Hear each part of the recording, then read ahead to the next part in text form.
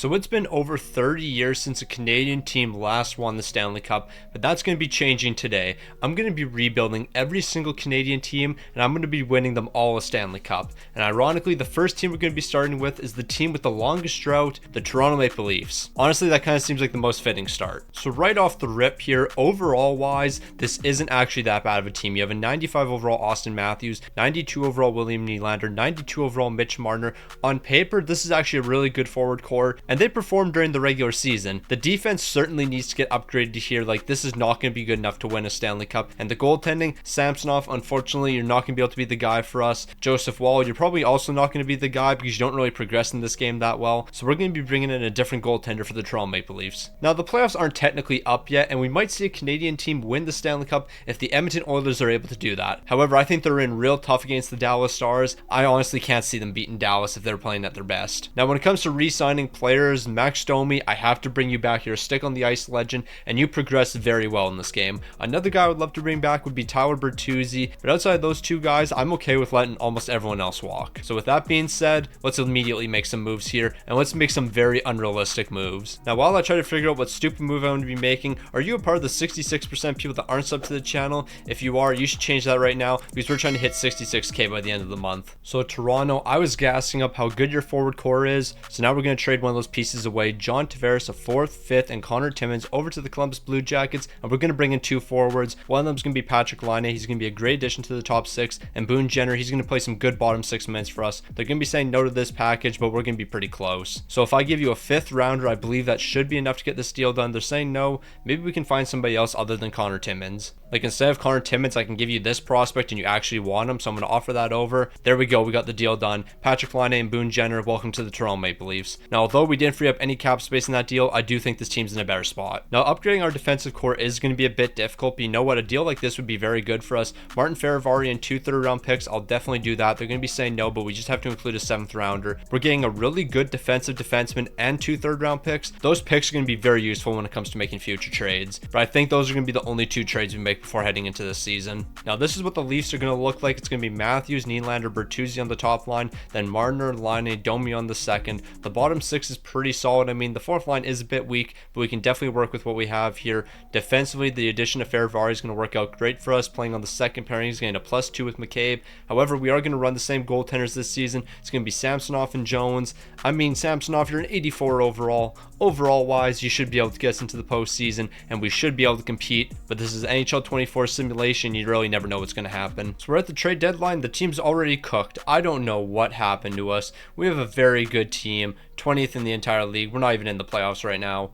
So do we just go all out and just sell the team? We might have to. I don't know what's going on here. I do want to point this out though. 20th, 19th, 18th, 17th. All Canadian teams. Okay, Austin Matthews has 85 points. How are we losing games? Bro has 42 goals in 63 games. The top guys are looking absolutely fine right now. I don't know what's going on. I guess it's our bottom 6 here. Yeah, Boone Jenner, I might trade you away. Yeah, it's the bottom 6. So as we know, it's the bottom 6 that's holding us back here. Boone Jenner, I thought you were going to be really good considering you have a fantastic line fit, but you know what? It's not working out here. So Connor Zary and Jacob Pelche, welcome to the Toronto Maple Leafs. They're saying no to this deal, but we're getting it done. So hopefully 2 5th rounders included into this deal is going to be enough. We just acquired 2 players that are definitely going to be helping us. You know what? We're incredibly desperate here. So Logan Thompson, maybe you can save the team. It's going to be Samsonov, 2 7ths, a 6th, and Nick Robertson sent over. They're going to be saying no to this deal. Take out the 5th rounder. Logan Thompson, save the team. I don't even think goaltending was the problem, but you know what? We got to change something here. Yeah, the Toronto Maple Leafs are actually just a complete joke. Of course, we're missing the playoffs. No surprise here.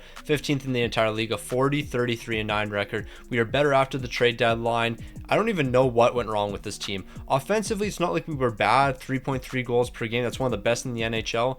Defensively, yeah, we weren't the best, but it's not like we were bad by any means. So a mid-defense of like 12th in the entire league and an offense that's top 6 is going to put us 15th in the entire league. That makes no sense. We are a good offensive team, a decent enough defensive team, but we're missing the playoffs. Like, what do I actually fix here? Austin Matthews, 106 points, had 50 goals. William Nylander, 95 points. Mitch Marner, 88. Patrick Laine, I was hoping for a bit better, but I'll take 68 points here. Nobody on this team was necessarily bad, but nobody was a superstar here. Logan Thompson, what'd you do since joined the team? I mean, your numbers aren't even that bad.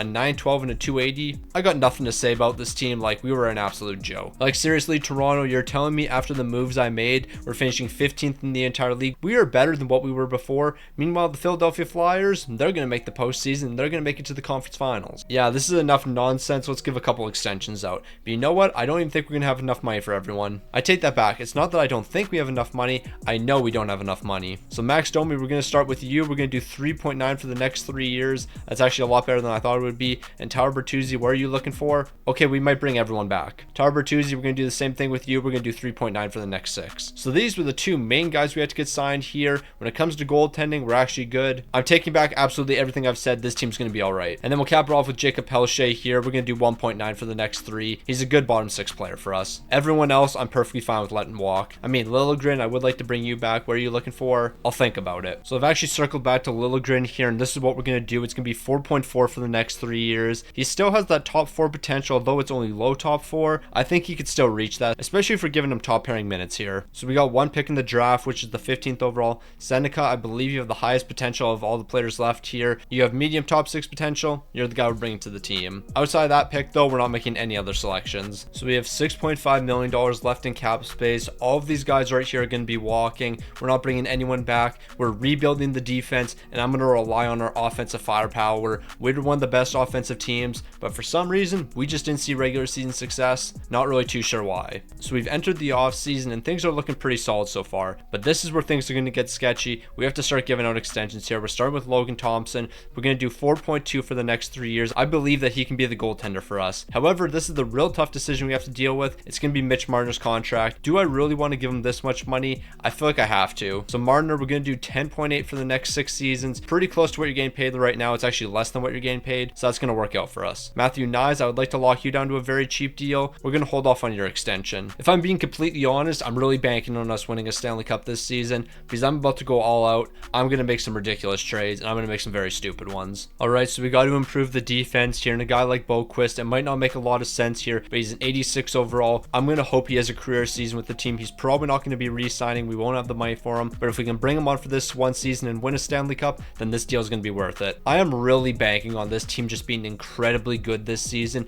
for no reason. Like, we were not a great team last season, so why do I think we're going to be good? I have no clue. What's he looking like for an extension? Okay, we might be able to do that. So I'm going to be honest, I don't know what to do with the Toronto Maple Leafs. I want to keep all the star players. We had a really good offense. I think our defense will be better this season. We're going to have Logan Thompson for the entire year. But yeah, what really went wrong for this Toronto Maple Leafs team last season? Because we should have been way better than what our record was. So you already know what we do around here. If it's broken, don't fix it. We're going to rock the exact same team. What could possibly go wrong? So the team's looking virtually identical to last season. We really didn't do anything to the forward core. Probably should have, but I'm not changing things up here. We're going to be rocking Boquist and Morgan Riley as the top pairing. I also brought in Nate Schmidt because we need somebody to fill in the third pairing. I give him 1.4 for this season, and then when it comes to the goaltending, that's looking identical as well. Joseph Woll is going to play some backup minutes for us, but Logan Thompson, you're going to be the guy for the entire year. So this team has no draft picks for the next 2 years except for 1 first-round pick, and we somehow have to turn this team into Stanley Cup champions after missing the postseason last year. Yeah, this is definitely not going to be easy. Toronto, don't choke this time around. You had a great offense last season. The defense wasn't that terrible. We should have been a playoff team. So here we are at the trade deadline. 1 season later, 6th in the entire league with a 34, 15, and 11 record. 1 season later, by the way, here we are. Like, this game really confuses me at times. Austin Matthews, incredible once again. Nylander's great. Marner's great. Laine's great. Everyone is great on this team. I do think we have to improve the bottom 6 a little bit, so that's going to be the trade we're doing here.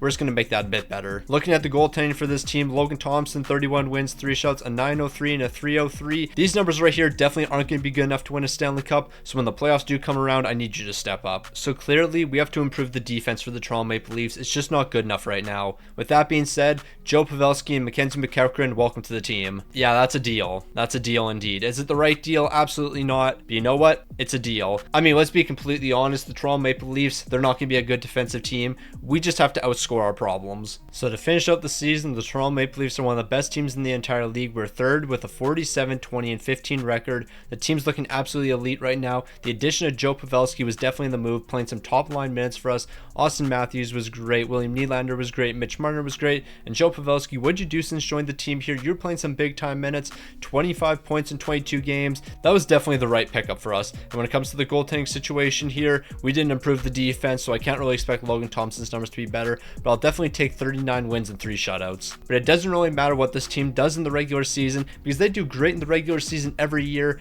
This is where they fold. It's the postseason. Toronto versus Philly in the first round. This team better be ready to compete. So right now, the Toronto Maple Leafs are doing something that they never do. They're actually performing in the first round here. However, they are up 3-1, so that doesn't guarantee anything. We have to close this series out, and that's exactly what's happening. We're off to the second round. So Toronto fans are getting ready to celebrate here. They won one round, but you actually have to win 4 in order to win a Stanley Cup. You might not know that. So we have to move on to the second round, and now we have to beat the Florida Panthers. So the games in which the Toronto Maple Leafs have been winning, the offense is great, but so is the defense. And the 2 games we've lost, we've been bad defensively, allowing 4 goals in each game. So all we have to do is play good defense, and we're going to win these games against Florida. That's exactly what's happening in game number 5. Can the Toronto Maple Leafs make it to the conference finals with a win right here in game number 6?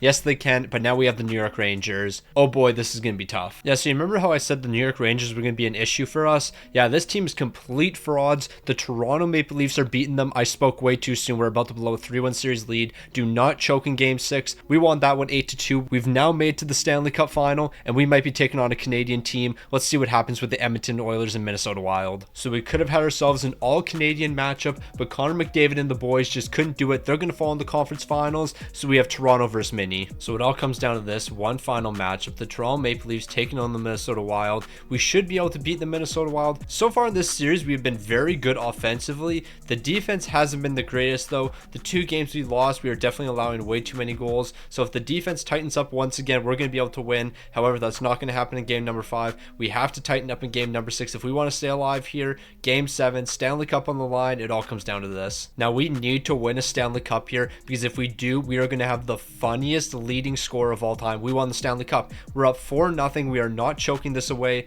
We won the Stanley Cup. And who led the way? Out of all players on the Toronto Maple Leafs, who led the way in the postseason when it mattered most? Mitch Marner, 33 points in 24 games. He's him. After that terrible postseason run, Mitch Marner is going to respond. Not only was he one of the top goal scorers for this team, but he had the most points by far, 10 more points than Patrick Laine and 12 more points than Austin Matthews. Mitch Marner, the most valuable player on the Toronto Maple Leafs. I mean, Logan Thompson was also pretty good. He must have had some great numbers, a 915, a 253. Yeah, Logan Thompson was good as well. So shout out to him. And the Toronto Maple Leafs, your Stanley Cup champions. You'll love to see it. So we're one Canadian team down. It's time for us to move on to another here, and it looks like the next one's going to be another playoff team in the Vancouver Canucks. So similar to the Toronto Maple Leafs, this really shouldn't be that hard. But if anything, Vancouver actually might be easier because we already have an elite goaltender. Now it really shouldn't be that difficult to rebuild the Vancouver Canucks here. Elias Pettersson, JT Miller, Brock Besser, +5 boost on the first line. None of these 3 guys is leaving the team. They're all staying here.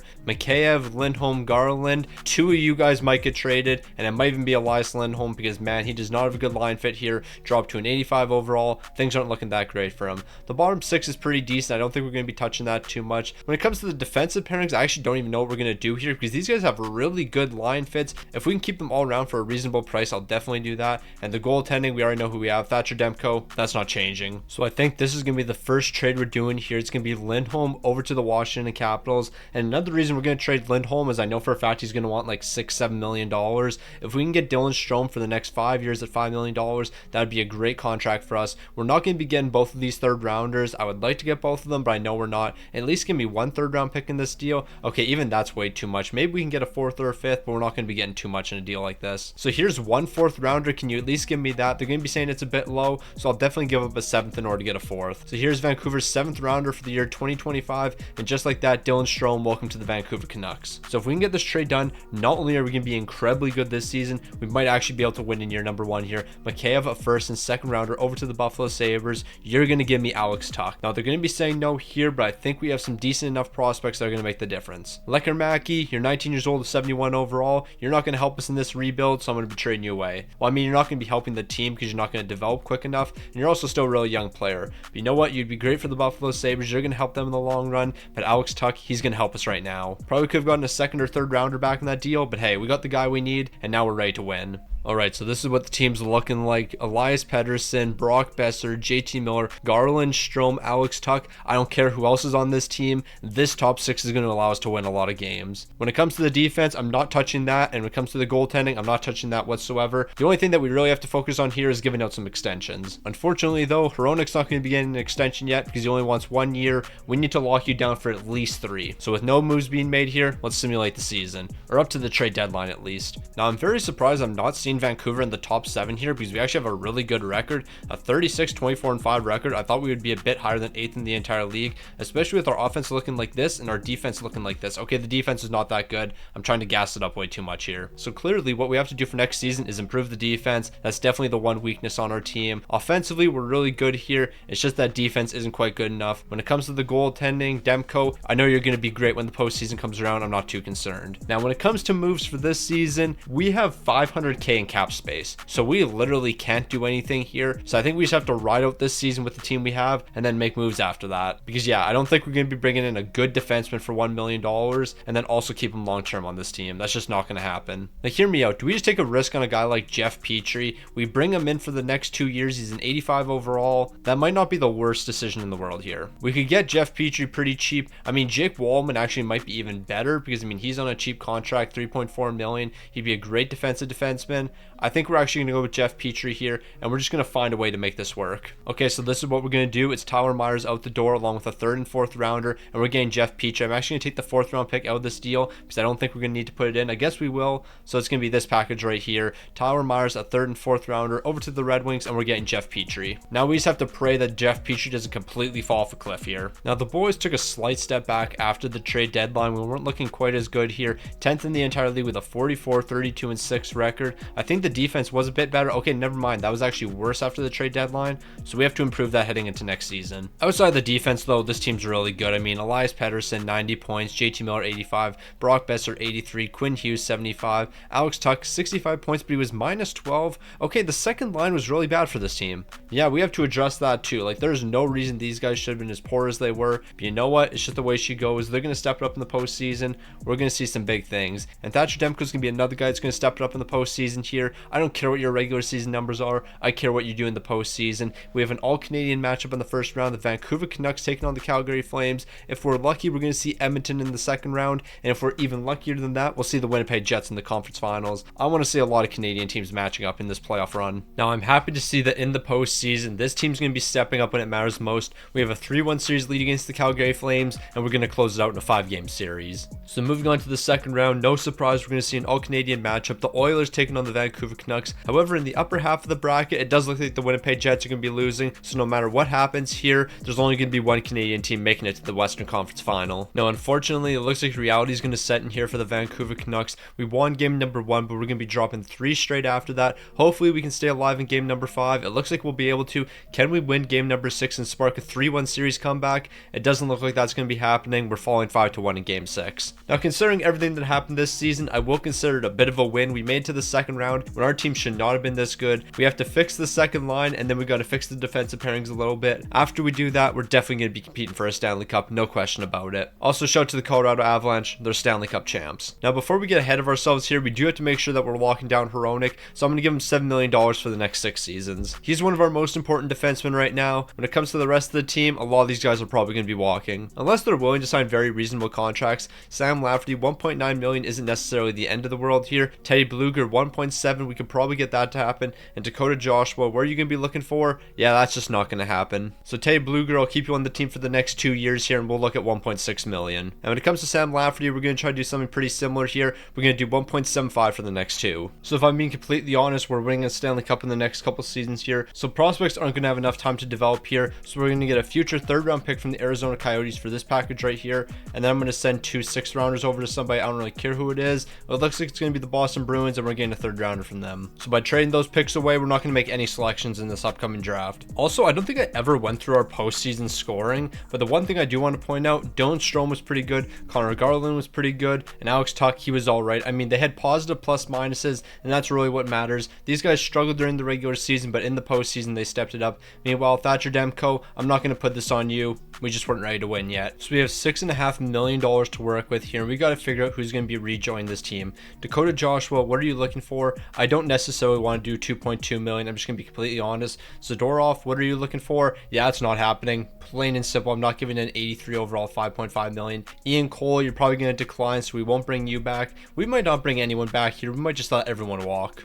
I mean, if you're a young player willing to sign a two-way contract, I'll bring you back to the team because that doesn't cost us anything. But yeah, if you're wanting $5.5 million and you're only an 83 overall, you won't be rejoining this team. That's a fact. Now, we don't have too many extensions to give out, but we do have a few. One of them being Brock Besser, and we have to make sure that we lock this guy down. Okay, that's going to be a bit more expensive than I thought, but we could probably do $7.7 million for the next 8 years. Brock Besser, he's an 88 overall, a key piece to this team. Of course, he's going to stay here. When it comes to Hoglander, though, I actually don't think we can have enough money for him. He's up to an 86 overall, though. Actually, we got to get him locked down. Can we do $4.8 million? I feel like that's a good contract for him. He's probably going to play some top 6 minutes this season. And I'm going to be completely honest. Now that we have Hoglander locked up, do we really need Connor Garland that much? I think we're going to trade him away. Alright, so this is the first deal I'm looking at. It's going to be Connor Garland and 2 third-round picks over to the Devils. We're going to pick up Siegenthaler for the defense. That trade actually turned out to be a lot easier than I thought it would be. Now we got to bring in another defenseman, though, because Siegenthaler is not going to be the answer for us. We need a bit more help. So the other defenseman I think we're going to bring to the team here is going to be Luke Schenn. By making this deal, we're also going to free up a bit of money. Luke Schenn, he's a good defensive defenseman that can play on our third pairing. We're going to give up Soucy in this deal. Yes, Carson Soucy is younger, only 29 years old. Luke Schenn, he's older, 34, but he's 1 overall higher, and I feel like he's going to be a more valuable asset to the team. So we're going to send this package over to Nashville. They're accepting it.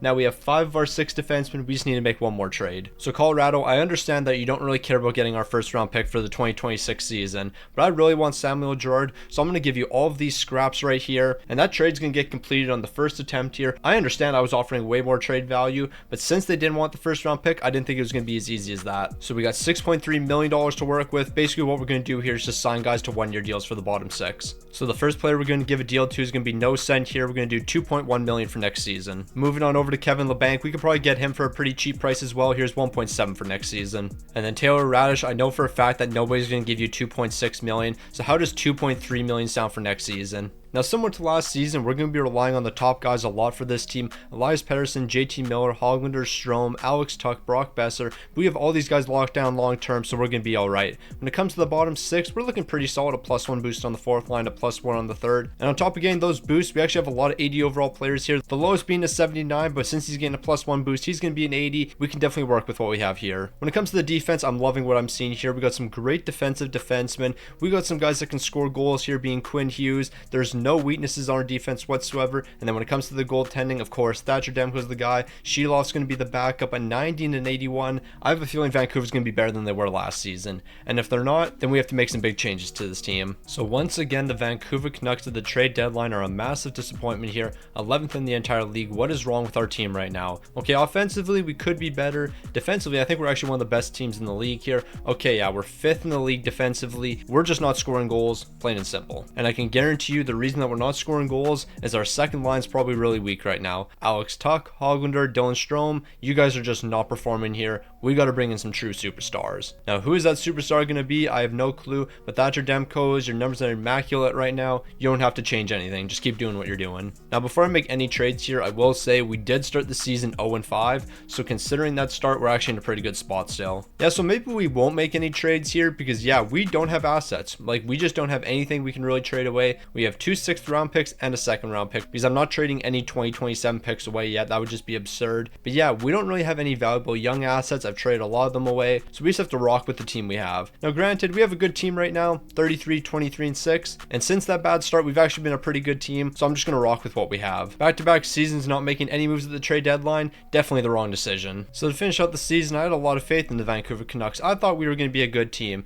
and we looked good 10 games after the trade deadline, and then the rest of the season happened. I I don't know what happened to this team, but we completely fell apart in the last 10. I think we went 1-9. So yeah, Vancouver 14th in the entire league. That's definitely not going to win a Stanley Cup here. Elias Pettersson, you're leading the way, 85 points. JT Miller, 78. Quinn Hughes, 73. Next season, we're changing up the second line a little bit. That's basically what we have to do. Dylan Strome, Hoglander, and Alex Tuch. I thought you guys could be the answer here, but clearly you're not the guys we need. Meanwhile, Thatcher Demko, literally just keep doing what you're doing. A 9-11 and a 275. There's nothing more that you can do. We have to produce in front of you. And you never know, the team could step it up in the postseason, and the offense could wake up here. And if the offense does wake up, the league better watch out, because I don't think anyone would be able to stop us. What's that? A sweep in the first round for the Vancouver Canucks because the offense woke up? This is what we've been waiting for. So we were able to get past the Vegas Golden Knights and complete a massive upset, but now we have a tough matchup in the second round. It's going to be an all-Canadian one, the Vancouver Canucks and Edmonton Oilers. Now, through the first 2 games, the offense wasn't looking good, but it's definitely woken up after that. We've scored 11 goals in the past 2 games. Can we keep that offense rolling here in game number 5? Yes, we can. So all we have to do is close it out in game number 6, and we're off to the conference finals. But unfortunately, we're going to be dropping that one 3-1, so we need game 7. So here we go, game 7, the Vancouver Canucks taking on the Edmonton Oilers. We need the offense to keep on rolling. Brock Besser, he's picking up a goal in the first period. It's going to be a scoreless second, though. We have a great defense here, but the one thing that we definitely struggle with is offense, and that offense has to wake up in the third period. Is that what's going to happen? Well, I mean, it technically did because we did score another goal, but so is Edmonton. We need overtime to settle this one, and in overtime, Sam Lafferty of all players is picking up the OT winner, and we're off to the conference finals. Nah, but ain't no way Sam Lafferty's picking up the OT winner when we needed offense. We have Elias Pettersson, we have JT Miller, Brock Besser, Dylan Strome, Alex Tuch, Hoglander's here, and it's Sam Lafferty saving the day. I mean, show Sam Lafferty, the big time player stepping up when it matters. You'll love to see it. Also, Elias Pettersson's been incredibly dominant, 18 points in 11 games. This team couldn't score to save their life during the regular season. Now here we are with Elias Pettersson doing something like this. So we've moved on to the conference finals, and the Vancouver Canucks are going to have another tough matchup ahead of them, the Dallas Stars. Low-key, I really want to match up against the Montreal Canadiens in the Stanley Cup final, not because it would be an all-Canadian matchup, but Montreal would definitely be easier to beat than Florida. There's no doubt about that. Now, it's no surprise now that we've gotten to the conference finals, the Vancouver Canucks and Dallas Stars are going to be pretty evenly matched, and so far that's exactly what's happened through the first 4 games. We split the series with them, but Dallas is finally going to be taking the lead here. They're winning game 5, so we got to respond in game 6. That's exactly what's going to be happening, and now we got game 7. Winners off to the Stanley Cup final. So here we go, the conference finals, the Dallas Stars and the Vancouver Canucks, winners off to the Stanley Cup final. We're going to be picking up a handful of goals in the second period, and that should be a big enough lead for us to win this game. We have a 4-2 lead entering the third period. As long as we don't have a massive collapse, we're going to be looking good. A 6-3 victory, and we're in the Stanley Cup final. No, but seriously, what's going on with this team's offense right now? Like, it makes no sense. Elias Pettersson, 26 points in 18 games, but bro was just over a point a game during the regular season. He stepped up when it mattered most, and you know what? That's a great sign. We have the Florida Panthers in the Stanley Cup final, Vancouver versus Florida, 2 fantastic teams, and 2 teams that are looking for their first Stanley Cup. So here we go. It's the Stanley Cup final. The Vancouver Canucks taking on the Florida Panthers. The winner's going to be taking home their first ever Stanley Cup, and it looks like it's going to be the Vancouver Canucks. We have a 3-1 series right now. Do not choke it away. We actually won in year number 2, so that's back-to-back teams winning in year number 2 here. There's no reason that this team should have been as successful as they were in the playoffs. 14th in the entire league, by the way, and for some reason our offense just completely woke up. Now, Brock Besser, you were incredible during the postseason. 33 points and 18 goals in 23 games, but there is one thing I need to look at. What did our offense do during the postseason? Our offense couldn't do a single thing during the regular season. The second the postseason came around, we found a way to score goals. We were scoring over 4 goals per game during the postseason, but during the regular season, we were one of the worst offensive teams. How does that make any sense? Like, I understand the regular season and postseason, 2 completely different games, but I just want to highlight guys like Hoglander, Alex Tuch, and then where's Dylan Strome? He's down here as well. These guys had great postseasons, but were absolutely abysmal during the regular season. Hoglander was borderline a point a game during the postseason here. During the regular season, 59 points and was only +2. I don't know what changed in this team, but for some reason, every single player found a way to step it up when it mattered, including a guy like Thatcher Demko posting a 908 and a 288. There is no reason the Vancouver Canucks should be Stanley Cup champions right now, but you know what? A win is a win is a win is a win. So let's go ahead and spin that wheel and figure out who's going to be winning next. Like, I can't get over the fact that that Vancouver team just won a Stanley Cup. There is no reason that team should have been as successful as they were, considering what they did during the regular season. But you know what? It's just a simulation. Nothing in the regular season even translating to the postseason. 99% of the time, the number 1 seed ends up losing to a wild card in the first round, so it just doesn't matter. The next team that we're going to be rebuilding here is going to be a non-playoff team. It looks like we got the Ottawa Senators. So we've moved on over to the Ottawa Senators, and there's some really good pieces we can build around here. Tim Stützle, Brady Tkachuk, Tkachuk, Drake Batherson, he's still pretty young, only 25 years old. He could be a good second line player for us.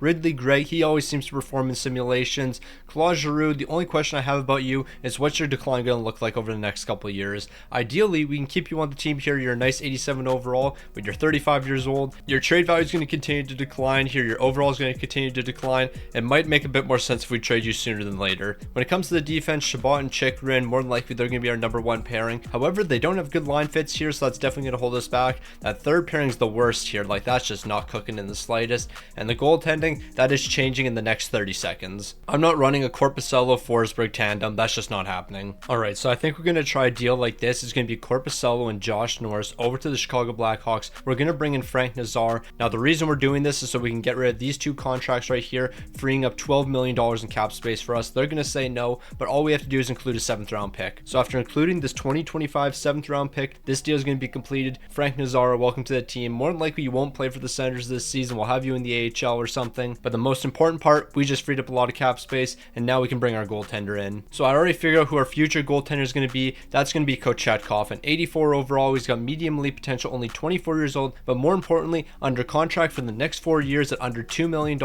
That's going to be a very easy contract to manage. I'm giving up 2 4th rounders and a 3rd. What an absolute steal. But you know what? We can't have our backup goaltender making more than our starter, so Forsberg, you're going to have to get traded as well. And for some reason, Edmonton is interested in Anton Forsberg, so yeah, I'll make this deal. Just give me Calvin Pickard. An absolute no-brainer for Edmonton, you say. Not really too sure how that helps you in any way. Now, of course, we have to improve the forward core here, but we also have to improve the defense, and a deal like this, to me, is an absolute no-brainer. We pick up Marchenko, he's going to be a good sniper for the second line, but we also get David Jiricek. He's got medium elite potential. He always turns into a superstar player, and he's another guy that I'm guaranteed to sign for a very reasonable deal after his entry-level contract. We're probably going to have to give this guy $4 million for the next 4 years after that's up. So yeah, that's going to be a great contract we can work around. Marchenko is going to be a great player. I feel like this package is going to be enough, but it's actually going to be a bit short, so we're going to have to include some other picks in this deal. I mean, granted, I don't know why I thought that would be enough. Here's a 2nd rounder as well, and then right here, this package should be enough. After I add a 3rd round pick, of course. So here's Florida's 3rd rounder, and hopefully this is going to be enough for Marchenko and David Jiricek. I'm going to offer that over. They're saying no. Do I use our 1st round pick? Like, how bad of a team are we going to be this season? Like, I think we're going to be a fringe playoff team, so I'm perfectly fine with trading this 1st rounder, especially if we're just on the brink of making the playoffs. So I'm going to send this package over to Columbus. They're going to say no.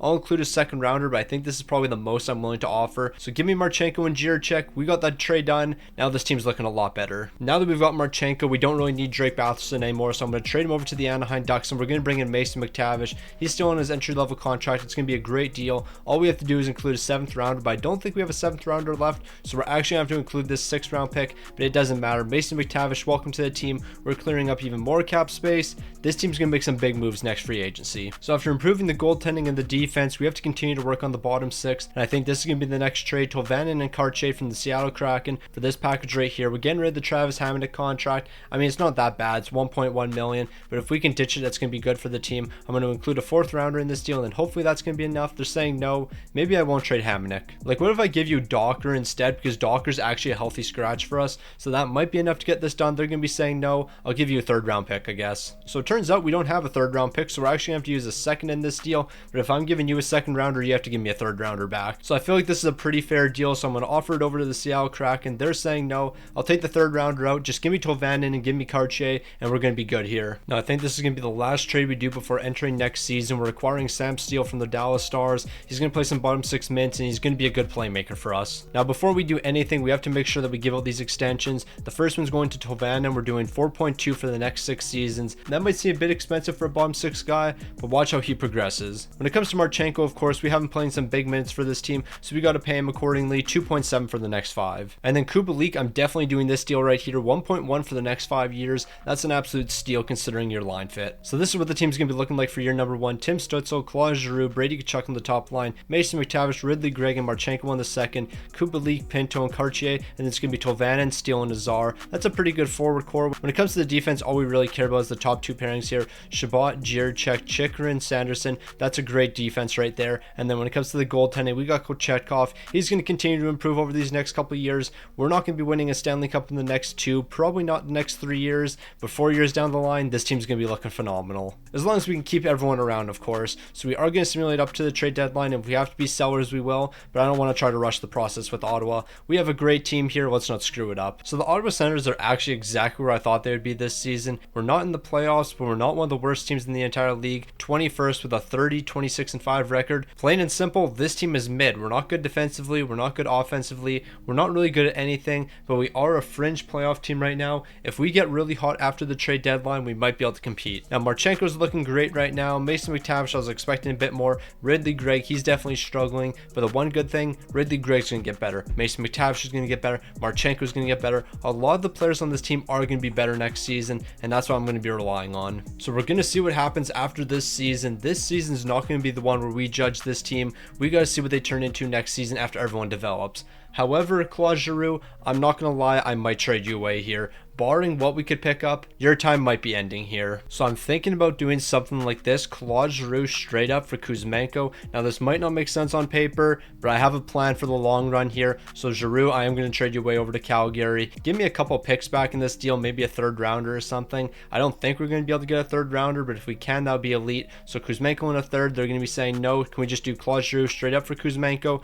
They're going to say yes to that. Bear with me on a trade like this. I have a plan. Then again, I've had millions of plans in the past, and look where we are today. The Ottawa Senators 30-26-5. Who knows what I'm cooking up? So this is what the plan is, Tolvanen, and you have a pretty good fit on the first line, so that's where you're going to be playing from here on out. Meanwhile, Kuzmenko, you have an okay fit on the third line. When I scouted you, they said that you could fit on the third line, so that's why I acquired you. I'm banking when I sign an extension with you. Since you're going to be playing third line minutes, I can sign you for a very reasonable price, but I feel like you playing on the third line could be the move here. It gives us scoring across the entire top 9 here. I think that's definitely what we're missing. We just can't score goals here. I mean, granted, we play terrible defense. Scoring is definitely not the issue here. But you know what? I'm going to say it's the problem. So things actually went according to plan here. I said we would be a fringe playoff team. We're missing the playoffs, but we're 15th in the entire league with a 42-34-6 record. So trading that first round pick away was definitely the move. The team's looking not bad after the trade deadline. I mean, the moves we made definitely helped this year. Tim Stützle, Kuzmenko. But Kuzmenko, how good were you after the trade deadline for this team? 14 points in 21 games for a third line guy. I can definitely take that. Tim Stützle, you were great, of course. Matthew Tkachuk, Marchenko. This team's going to be even better once everyone progresses. Kochetkov, you're going to be an even better goaltender next season. You're already up to an 86 overall and you got an X factor. This team's going to be all right. The only concern I have is, are we going to be able to re-sign everyone? Because we don't really have that much money to work with. I mean, I take that back. We have like $25-26 million, but there's a handful of players that need extensions, and I don't think we can be giving everyone $7 million. The Carolina Hurricanes are going to beat the Dallas Stars in the Stanley Cup final. That's going to be the Senators in a couple years. Now, I want to say at the beginning of this video, I never said I wouldn't do any of the cheesy trading. We're going to do it a bit with the Ottawa Senators here. A first round from the Boston Bruins, 2 fourths and a 5th rounder over to the Dallas Stars, and we're going to try to get 2 first round picks here. They're going to say no to that deal right off the rip, but I am willing to include a player in this deal. I think Fermenton would be enough to get it done. So hopefully a deal like this is going to be enough to get those 2 first rounders. There we go. Ottawa's going to be looking elite next season. So Shane Pinto's improved to an 85 overall, so that means we have to pay him accordingly. Here's 3.7 for the next 4 years. For a bottom 6 guy, this isn't the worst contract in the world, but it certainly could be better. Sam Steele, I'm pretty sure we can get you on a pretty reasonable one. We're doing 1.5 for the next 2. And then outside of those 2 players right there, I'm not really too worried about re-signing anyone else. Alright, so Shane Pinto said no to that last deal. I'm not overly surprised, but hopefully he says yes to this one. We're doing 4.1 for the next 4.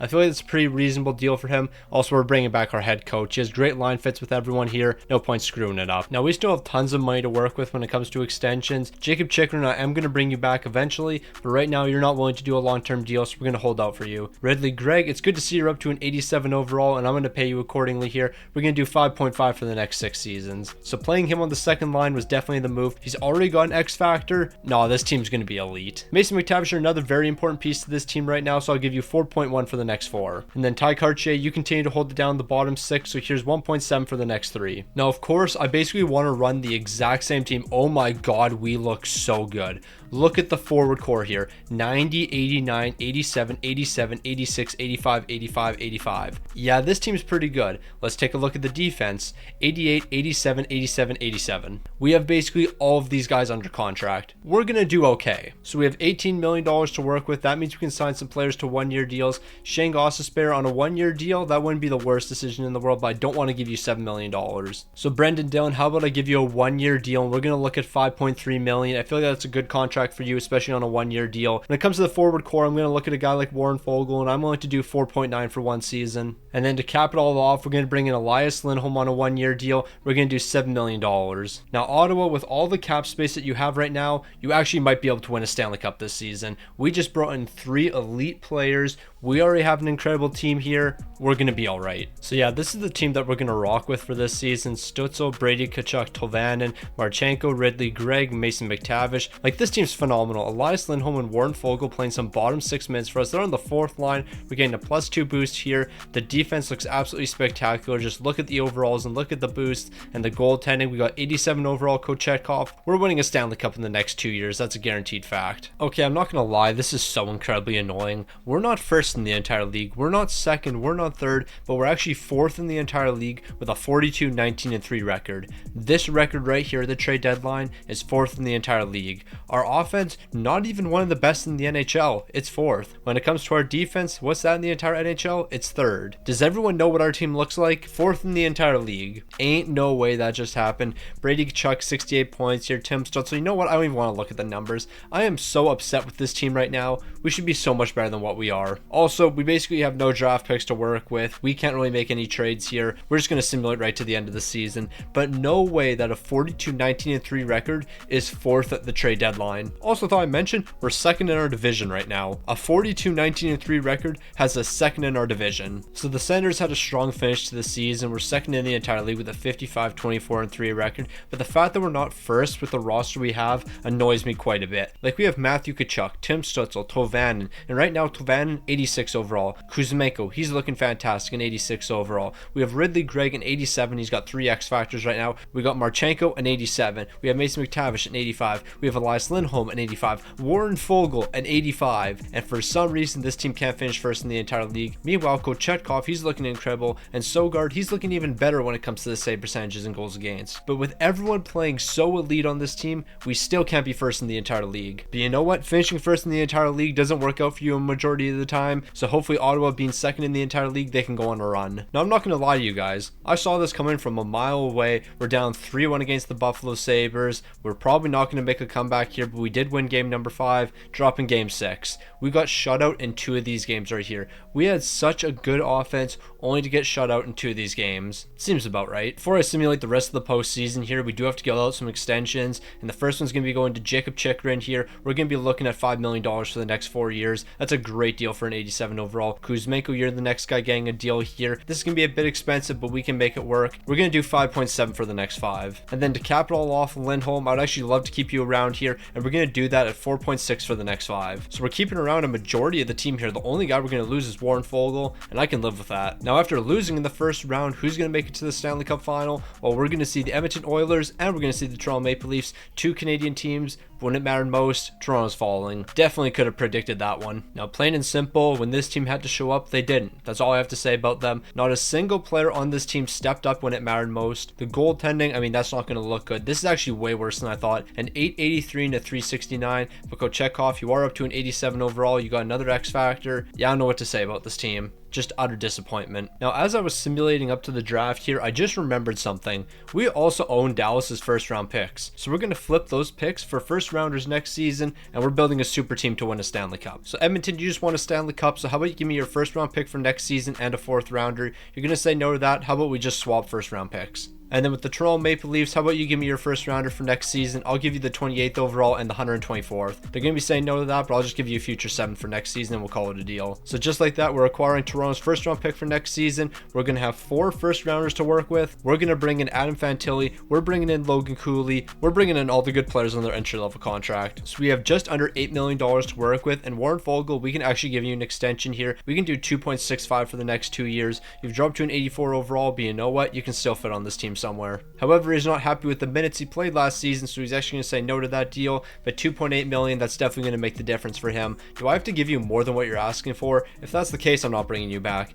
Brendan Dillon's not coming back. Hamannik's not coming back. All of these guys right here, none of them are coming back unless they're willing to sign a 2-way contract. Now, this is exactly why I traded for David Jiricek. He's an 88 overall, and we're about to re-sign him to the team for $4.9 million for the next 5. I don't know what it is about David Jiricek, but after his entry-level contract, you can always get him on a steal. And that's really the only important piece we have to re-sign. So not only do we have the entire team for this season, but the entire team for next season. So as I said, we're going to make some big trades here because we have so many first-round picks we can work with. Well, this is going to be one of those trades. 2 first-rounders over to the Red Wings. We're picking up Marco Kasper. 2 years left on his contract. He might only be an 82 overall, but he can fit on our third line. He's going to be a great bottom 6 piece for us. 2 first-rounders is probably all it's going to take, but we actually have to give them a 7th rounder as well, because you already know that 7th rounder is so incredibly valuable. So 2 firsts and a 7th. Marco Kasper, welcome to the team. So I didn't re-sign Brendan Dillon because my thought process was we would be able to trade for a better defenseman, but you know what, he has a perfect line fit on that third pairing, so why not keep him around here? Here's 4.8 for next season. That's the lone move we're making outside of acquiring Marco Kasper. We're just going to rock with the exact same team. So you cannot convince me that this team right here is not going to be winning a Stanley Cup. 0 weaknesses on the forward core, 0 weaknesses on the defense. We're absolutely incredible here. And when it comes to the goaltending, we have an 88 overall goaltender, Kochetkov, medium elite potential. He's got 2 X factors. Not a single weakness can be found on this team right here, so we should be seeing success. And the best part about this team right here is every single player is coming back next season except for Brendan Dillon. So if we don't win this season, we're winning next season. We're going to be winning 1 Stanley Cup in the next 2 years. Now I feel like it should go without saying we're not making any trades for this team. We're pretty close to the salary cap ceiling, and really I don't want to give up a ton of assets. But you know what, if we have to make some trades, I'll definitely do that, but I don't think we're going to have to. Now I was about to rip into this team on the fact that we have such good players, but yet we can't see success, and then we proceed to go 16-4 to finish out the season. So we're 4th in the entire league with a 50-27-5 record. At one point this season we were 13-13-1. We're finishing with a 50-27-5 record. We have been one of the best teams in the entire league since that start. Nobody's been able to compete with the Ottawa Senators. They've been absolutely elite. They're on a different tier compared to everyone else. Just look at the offensive production here. It's pretty solid throughout the entire lineup, and when it comes to goaltending, that might not be quite as good, but you know what, those early games in the season skewed that a lot. This team's actually a lot better than what the record shows. So with that being said, it's time to jump into the postseason. We got the Florida Panthers in the first round, so that's going to be a tough matchup, and more than likely after this one, we're probably going to take on the Toronto Maple Leafs, but hey, anything can happen, and more than likely the Islanders will beat the Leafs in the first round, let's be honest. So once again, when it matters most, you might as well call the Ottawa Senators the Toronto Maple Leafs. This team is folding in the first round. We were down 3-0 at one point, but here we are off to game 7. We're completing a massive comeback. So if we can make this comeback, I'm actually going to believe in the team here. What are the Ottawa Senators going to be able to do? We're going to allow 3 goals in the first period. It's safe to say this game's over. We're not making the comeback here. We're losing 5-2. The second they gave me a bit of hope, this is what they do. But you know what? Every single player on this team is about to be better. We're running back the exact same team in the exact same lineup. Nothing is changing. Well, except for Brendan Dillon, he won't be coming back. We will make one change when it comes to that department. Also, shout out to the Dallas Stars. Good thing we traded that first round pick away. And you know what? I am actually so upset with this team right now. I'm not even trading the draft picks we have right now away. I'm just going to simulate the entire entry-level draft here. Whatever we get, we have to work with. We picked up 5 prospects here. Probably not the worst thing in the world. We basically don't have a prospect pool right now. So yeah, picking those 5 guys up, not necessarily the worst thing in the world. But you know what? The salary cap jumped a bit. That means we have a bit more money to work with here. Nazar, of course, I want to bring you back. We can definitely do a deal like this. $800K for the next 2. Definitely will do that, no question about it. Sam Steele, what are we going to be looking at for you? I'll give you 1.5 for next season. I'll actually give you more than what you're looking for. Sam Steele, I just gave you more money than what you were looking for, and you just said no. So I actually hope that no team signs you. I am praying on your downfall. So we finally reached that time where Kochetkov needs an extension, and we're going to look at something like this, 5.3 for the next 5 years. Outside Kochetkov, I think the only other guy we're going to be re-signing is Marco Kasper. Never mind, I'm not doing 6.4 for the next 2 years. You're a third line guy for us. Respectfully, you're not worth that right now. But as we know, we do have to make one signing here because we have to pick up one left defenseman.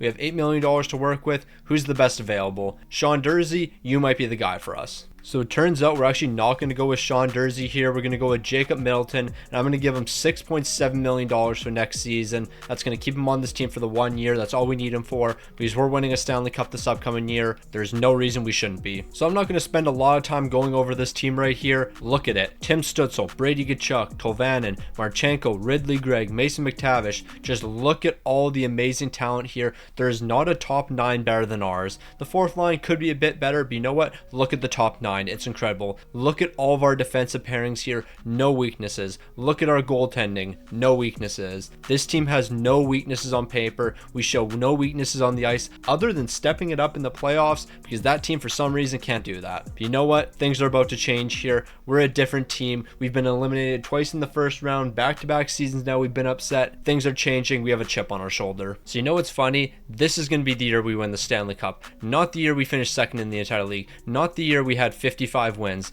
Nope. The season we finished 12th in the entire league with a 43-30-9 record. This is going to be the year we win the Stanley Cup. The year we win the Stanley Cup is when this team is an absolute disappointment. Yeah, we had great depth scoring across the board here. The goaltending was okay, but this is going to be the season we win a Stanley Cup. Why? Because it makes absolutely no sense. I don't know who we're playing in the first round, but it doesn't matter. This is the year we win a Stanley Cup because this is the year it makes the least amount of sense. Now, why does this not surprise me? A 3-1 series lead against the Florida Panthers. The season in which we are an absolute disappointment, we're going to blow a 3-0 series lead, aren't we? We're off to game 7. You can never have faith in this Ottawa Senators team. Like, I was really about to gas this Ottawa Senators team up and say that we're absolutely incredible here. We just got smoked. Like, how does this happen? You know what? I'm making a new rule right now. 5 seasons max for every single team. If not, this video might take me 3 weeks because the Ottawa Senators are just not winning a Stanley Cup here, even though we have an absolutely incredible team. A 3-0 series lead against the Florida Panthers, and we somehow choked it away. Not only that, the Chicago Blackhawks just completed their entire rebuild before we made it out of the first round. That's just not right. The real question I have is, what do we actually do with our team? Because I do think that we are a very good team. Marco Casper, I'm going to keep you around here. We're going to do $6 million for the next 5 years. You're a great player for us. You're up to an 87 overall. That was actually an amazing trade. Good thing we made it. Jacob Middleton, you're going to be walking. We're going to have to rebuild this third defensive pairing, but you know what? I'm perfectly fine with that. We'll find a way to do it. So we're at the draft, and nobody we draft here is going to be helpful for us when it comes to winning next season. Sam Dickinson, though, he'd be very helpful. An 80 overall, and he fits on the third defensive pairing. It's a no-brainer. I don't care how many picks we have to give up. We're going to be adding him to the team here. So it looks like it's going to be the 20th overall, the 52nd overall, and a future second round pick, but I'm perfectly fine with giving all of this up. They're going to say no to that package. I'll include a 3rd and 4th rounder. This should be more than enough. Columbus, thank you for making that deal with us. And then with the other 2 picks we have in the draft here, we're just going to trade for a future 3rd round pick. Arizona, thank you for doing business with us. Now, during the re-sign phase, we're only going to bring 1 player back, and that's going to be Sogard. Other than that, we just don't have enough money to afford everyone else. So Sogard, you're coming back. We have $4 million to work with for next season. What are we going to do? Well, we're going to trade for a defenseman. That's a fact. Now, this is the final player we're going to be picking up for the Ottawa Senators. Siegenthaler is going to be the last addition to the team. Everyone else that is on this team is sticking on this team. Look at this forward core right here. No weaknesses whatsoever. Look at our defensive core. No weaknesses whatsoever once I get to it. Yeah, this is a very good defense here. We've got a great defense, great offense, great goaltending. But somehow that only gave us 43 wins last season. So yeah, I really don't know what to say about that. Now I could go on some massive rant talking about how good this team is, and I could talk about how we have an unstoppable defense and an unstoppable goaltender. However, that's just not the case. This team is very stoppable, and it's happened 3 years in a row now. We're entering year 4 of making the playoffs, because year 1 we didn't really do anything, but this is going to be our 4th straight year of making the playoffs, and out of the 3 years we made so far, we've lost in the first round. No more losing in the first round. We can't become the next Toronto Maple Leafs and lose in the first round once again. I have nothing to say. Nothing to say whatsoever. 42 wins. At the trade deadline, we have 42 wins at the trade deadline. We finished with 43 last season. I have nothing to say about that. So the Ottawa Senators were one of the best teams in the entire league. We finished with 54 wins. Last season we had 43. That makes absolutely no sense. We didn't even have a point a game player here, but we did have some amazing scoring depth. I really don't care about these stats whatsoever. None of these stats mean anything to me. We got to be able to do something in the postseason. We have the Tampa Bay Lightning in the first round. This team has to perform. We have lost in the first round 3 years in a row. That ends right now. Now, I don't plan on stopping to look at the playoff bracket, and honestly, that's probably for the best. We just have to have the momentum continue. We took down the Tampa Bay Lightning, but now we have the Florida Panthers. Florida's definitely been able to beat us before, but you know what? That's about to change right now. Never mind, no, it isn't. We're down 3-1 in the series. Can we make a comeback here? Maybe we can. We win game number 5. Can we win game number 6 and force game 7? Nope, Ottawa's going Stanley Cup-less. This video was supposed to be about winning every single Canadian team a Stanley Cup, but Ottawa just can't do it. Tim Stützle had 20 points in 11 games. This man was almost 2 points a game. The offense was pretty solid from the top guys here. The goaltending, what that looked like? Kochetkov let us down when it mattered most. I got nothing to say about the Ottawa Senators. This team is just a poverty franchise. So the Ottawa Senators are going Stanley Cup-less because they're complete frauds and a massive disappointment. We're moving on to the Winnipeg Jets. They at least made the playoffs. You have an elite goaltender already. You got some great forward pieces. We're probably going to adjust that defense a little bit. But other than that, Winnipeg's in a great spot to start off. So we've gone ahead and moved on to the Winnipeg Jets here, and they got themselves a pretty solid forward core. You got Mark Scheifele, you got Tyler Toffoli, Kyle Connor, Ehlers, Velarde. You got Sean Monahan down here on the third line. Like, this is a good enough forward core to build around. When it comes to the defense, Morrissey and Pionk are the only untouchable pieces. Everyone else is probably going to get moved at some point. I mean, Dylan DeMello is only 30, so he might stick around here. But Brandon Dillon, you're 32 years old. You don't really progress well in this game, but you regress pretty well. So more than likely, we're going to trade you away. When it comes to goaltending, Connor Hellebuyck's the guy. No question about it. And then when it comes to giving out extensions, the one thing that we have a big problem with immediately, we have $5 million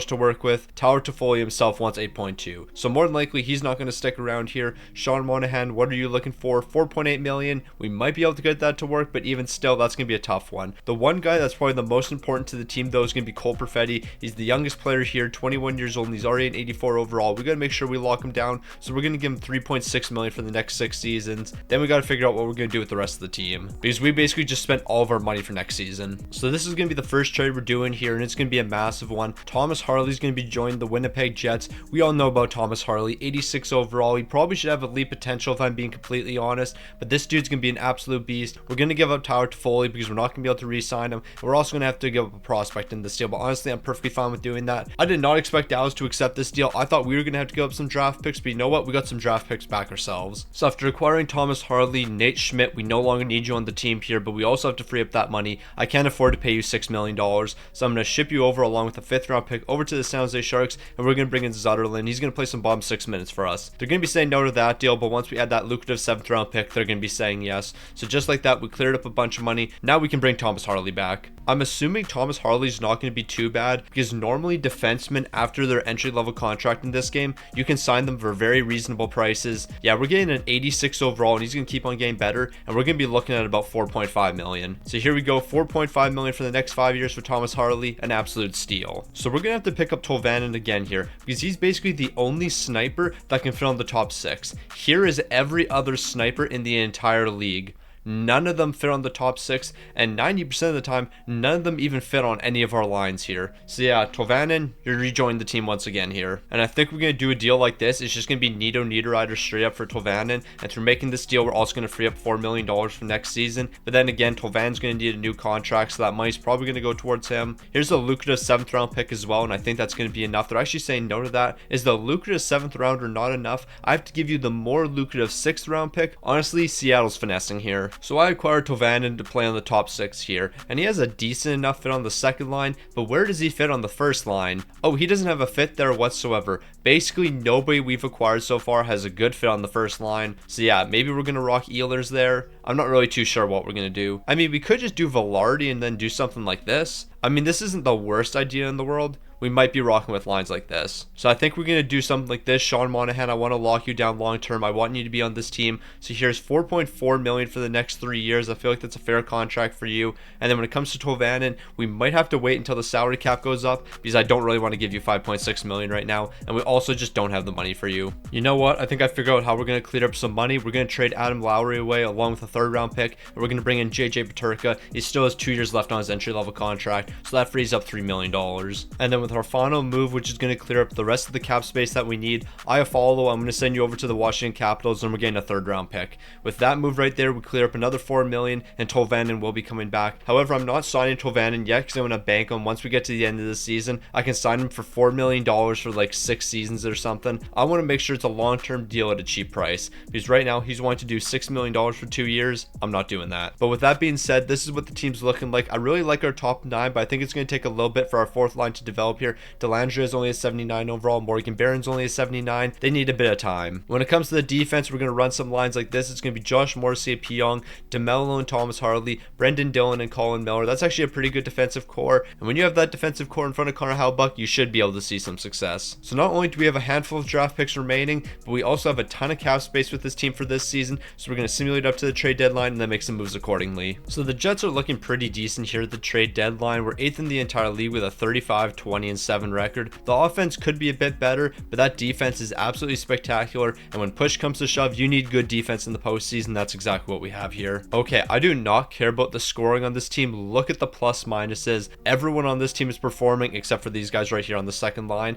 Why does it seem like the second line always lets me down? It's never the first line, it's never the bottom six, never the defense, it's always the second line. I don't know how that always happens. Meanwhile, the goaltending, Connor Hellebuyck, you've been absolutely phenomenal. The fact that these numbers have only given you 25 wins is absolutely disrespectful. But you know what? We have draft picks to work with. We have cap space to work with. Let's improve this team. All right, we got to win a Stanley Cup this season, and clearly this is the move for us. Patrick Kane, we're going to be bringing you to the Winnipeg Jets here. I'm giving up a first and second round pick. This is a great deal for Detroit. They're getting 2 great draft picks. But you know what? It's even better for us because it's going to help us win a Stanley Cup. But that's not the only deal we're doing. We still have all these draft picks right here. We're going to bring in another great player. So I'm hoping I can pick up the second round pick from the Washington Capitals. I'm going to send this package over. We also got a 4th rounder in this deal, so that's actually really good for us. So now let me circle back to the Vancouver Canucks and let's see if we can get Elias Lindholm. So this should be more than enough to get Elias Lindholm for this one season. They're going to be saying no to that. Okay, maybe we just make another trade with somebody else. So instead of getting Elias Lindholm, you know what? Seth Jarvis, you would actually be a bit better because we're still going to have your RFA rights. We won't be able to re-sign you to the team, but we will be able to keep you here for this season, then trade you away. Now this team right here is certainly good enough to win a Stanley Cup. Scheifele, Patrick Kane, Kyle Connor, Ehlers, Sean Monahan, Seth Jarvis. And now that I'm looking at how good Seth Jarvis's fit is on the second line,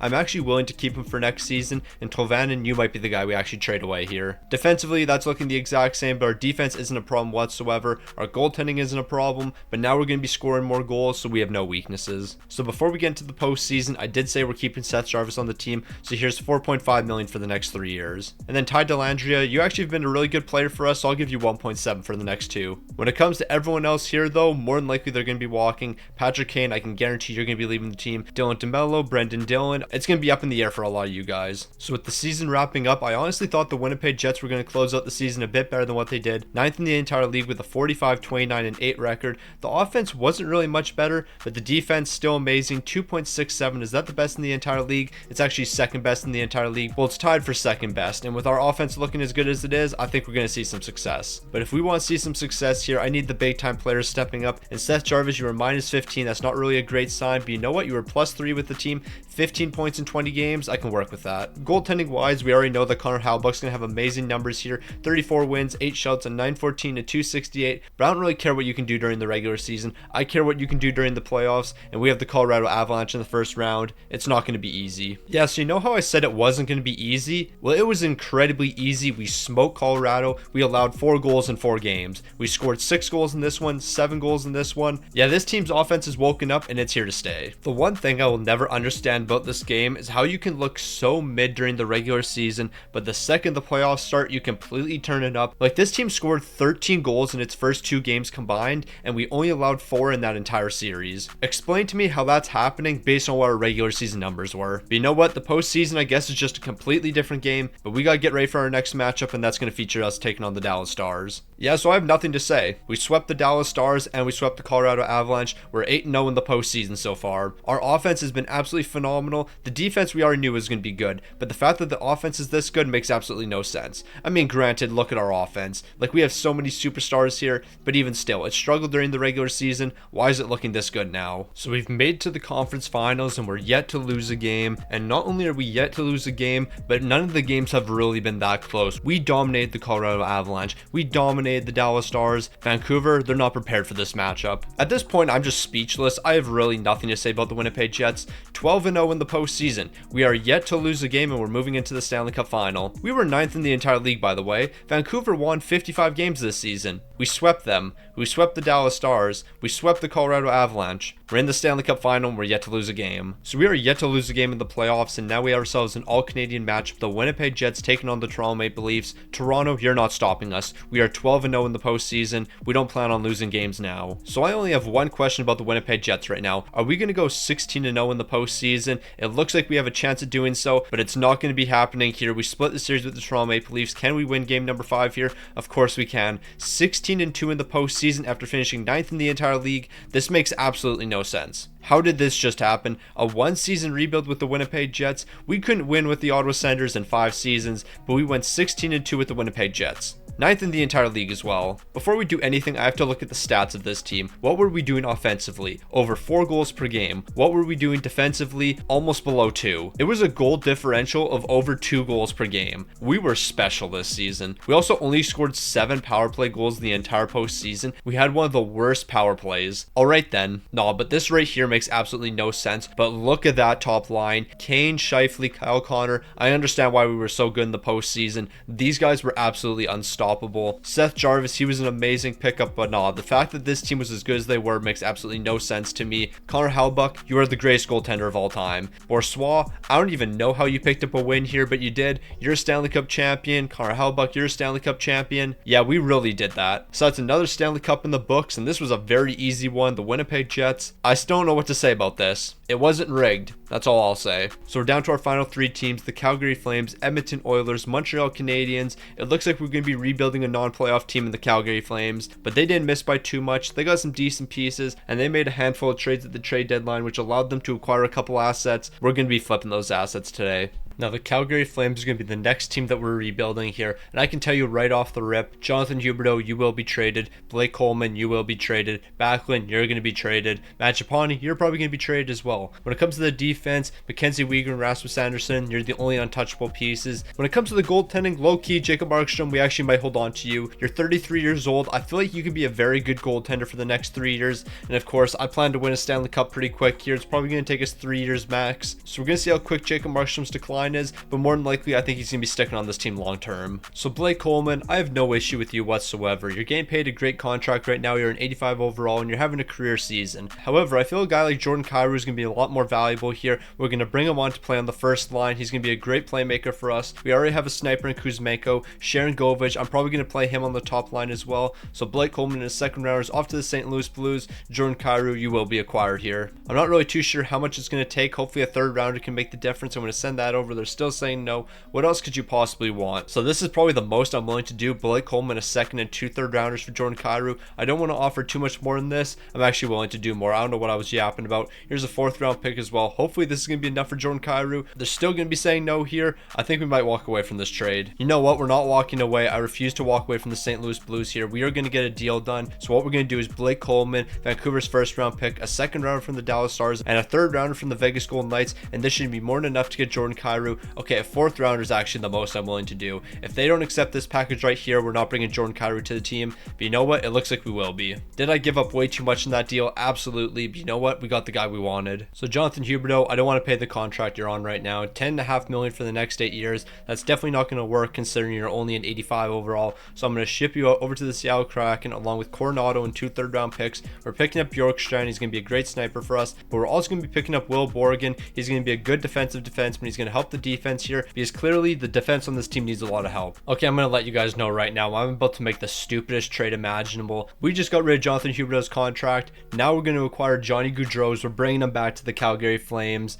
This is the guy we need. So ideally, this package right here is going to be enough. It's going to be Matt Chapani, a 2nd and a 5th rounder for Johnny Hockey. I'm going to send that over. They're saying no, but we just have to include a 7th round pick. Now, Johnny Hockey, I'm under the assumption that now you're back on the Calgary Flames. You're going to be Calgary Flames Johnny Hockey, not Columbus Blue Jackets Johnny Hockey. Now, I will say, over the next couple of years, we're going to have no draft picks. We have our 2024 1st round pick. We have Florida's 1st rounder. We don't even have ours for 2025. This team's going to be bad, but you know what? That's perfectly fine with me. This team is definitely taking a lot of risks. If we're a bad team, a lot of those draft picks can be valuable, but you know what? I don't plan on us being bad. Trent Frederick and Morgan Geekie, welcome to the team. You're helping the bottom 6. Now, since we traded away so many draft picks, we should probably pick up some. I'm going to get a 5th rounder from the Dallas Stars in exchange for Dylan Dubé. Now, this is going to be the final trade we do before heading into next season. A couple prospects and a draft pick over to the Washington Capitals. We're bringing in Faravari. He's helping the defense. We're also bringing in Lapierre. He's going to be a good bottom 6 piece, and he's going to continue to get better. That's the final move for the Calgary Flames. Let's see what this roster is going to be capable of doing. So, through making all the trades and doing all the work we did, one thing I completely forgot about is the fact that this team has Dustin Wolf. So, yeah, we should probably re-sign him and then have him play in the AHL. We're going to do 3.9 for the next 4 years. And then Jacob Markstrom, you remember how I said you would probably be the start of this entire video? Yeah, plans are changing. I completely forgot about Dustin Wolf. We're going to have him play in the AHL. He'll probably develop into an 83 overall by the time next season begins. By the time we win a Stanley Cup, I wouldn't be surprised if he was the starting goalie. So this is what the team's looking like for the Stanley Cup run, even though it won't be a Stanley Cup run.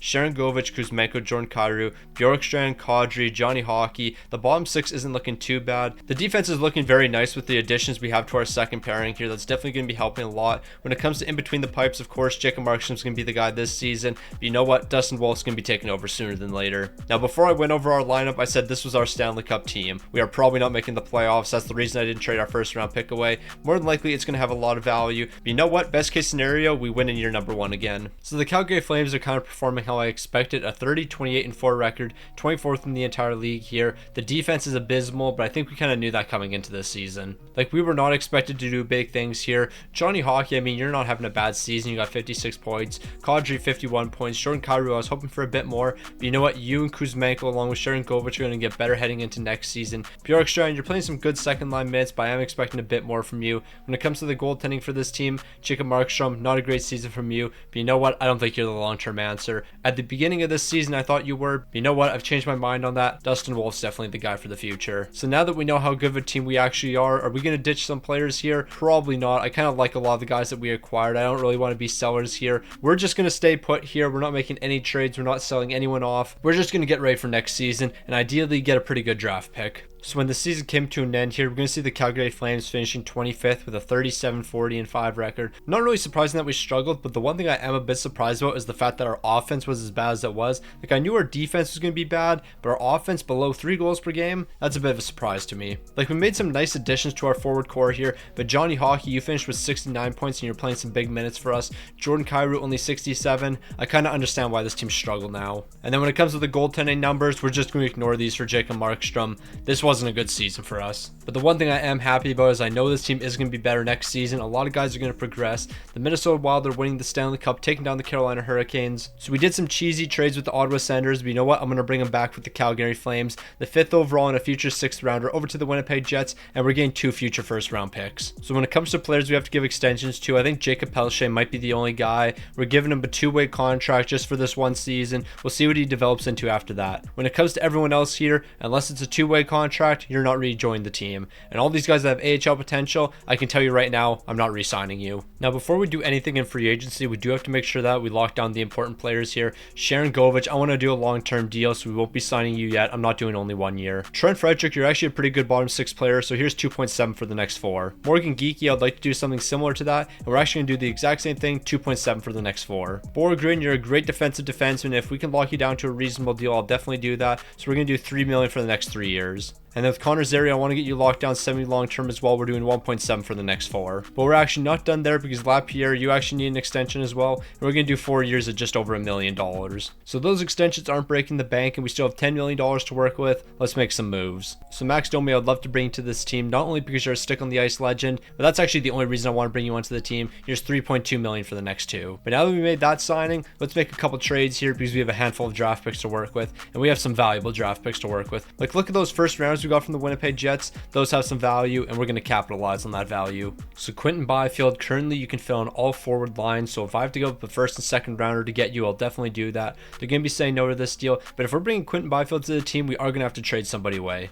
Now, out of our top guys, who do we want to trade away here? Honestly, I'd be perfectly fine with giving up Bjorkstrand, and I think that's probably who we're going to have to trade away here. He didn't look great with the team last season, so Bjorkstrand, the first round pick, is going to be sent over to the LA Kings. Quinton Byfield, welcome to the team once we get this trade done. Like, I really thought Bjorkstrand was going to help this team a ton, but it hasn't really worked out for us, so if we can bring in Quinton Byfield to be his replacement, I'm definitely fine with that. They said no to back-to-back deals here. Do I have to give you a second rounder as well? If I have to, I will, but I didn't really want to, so I'm going to offer this package over. They're still saying no. I'll give you a third rounder as well, but this is probably the most I'm willing to do. Quinton Byfield, welcome to the team after we include another third round pick. So a first, Bjorkstrand, a second, and 2 third rounders over to the LA Kings for Quinton Byfield. That deal is complete. What else are we going to be doing here? So we need to improve the defense here. Mint Yukov would be great for us. He's an 84 overall, 2 years left on his entry level contract. He's already up to an 84 overall. Hopefully a first and second rounder is going to be enough, but I am willing to do 2 first round picks as long as they're not our first round pick. So if we do Winnipeg's in Vegas, I'm perfectly fine with that. I'm going to send that package over. They're saying no. I'll throw a second rounder in this deal, and this is more than likely the most I'm willing to do,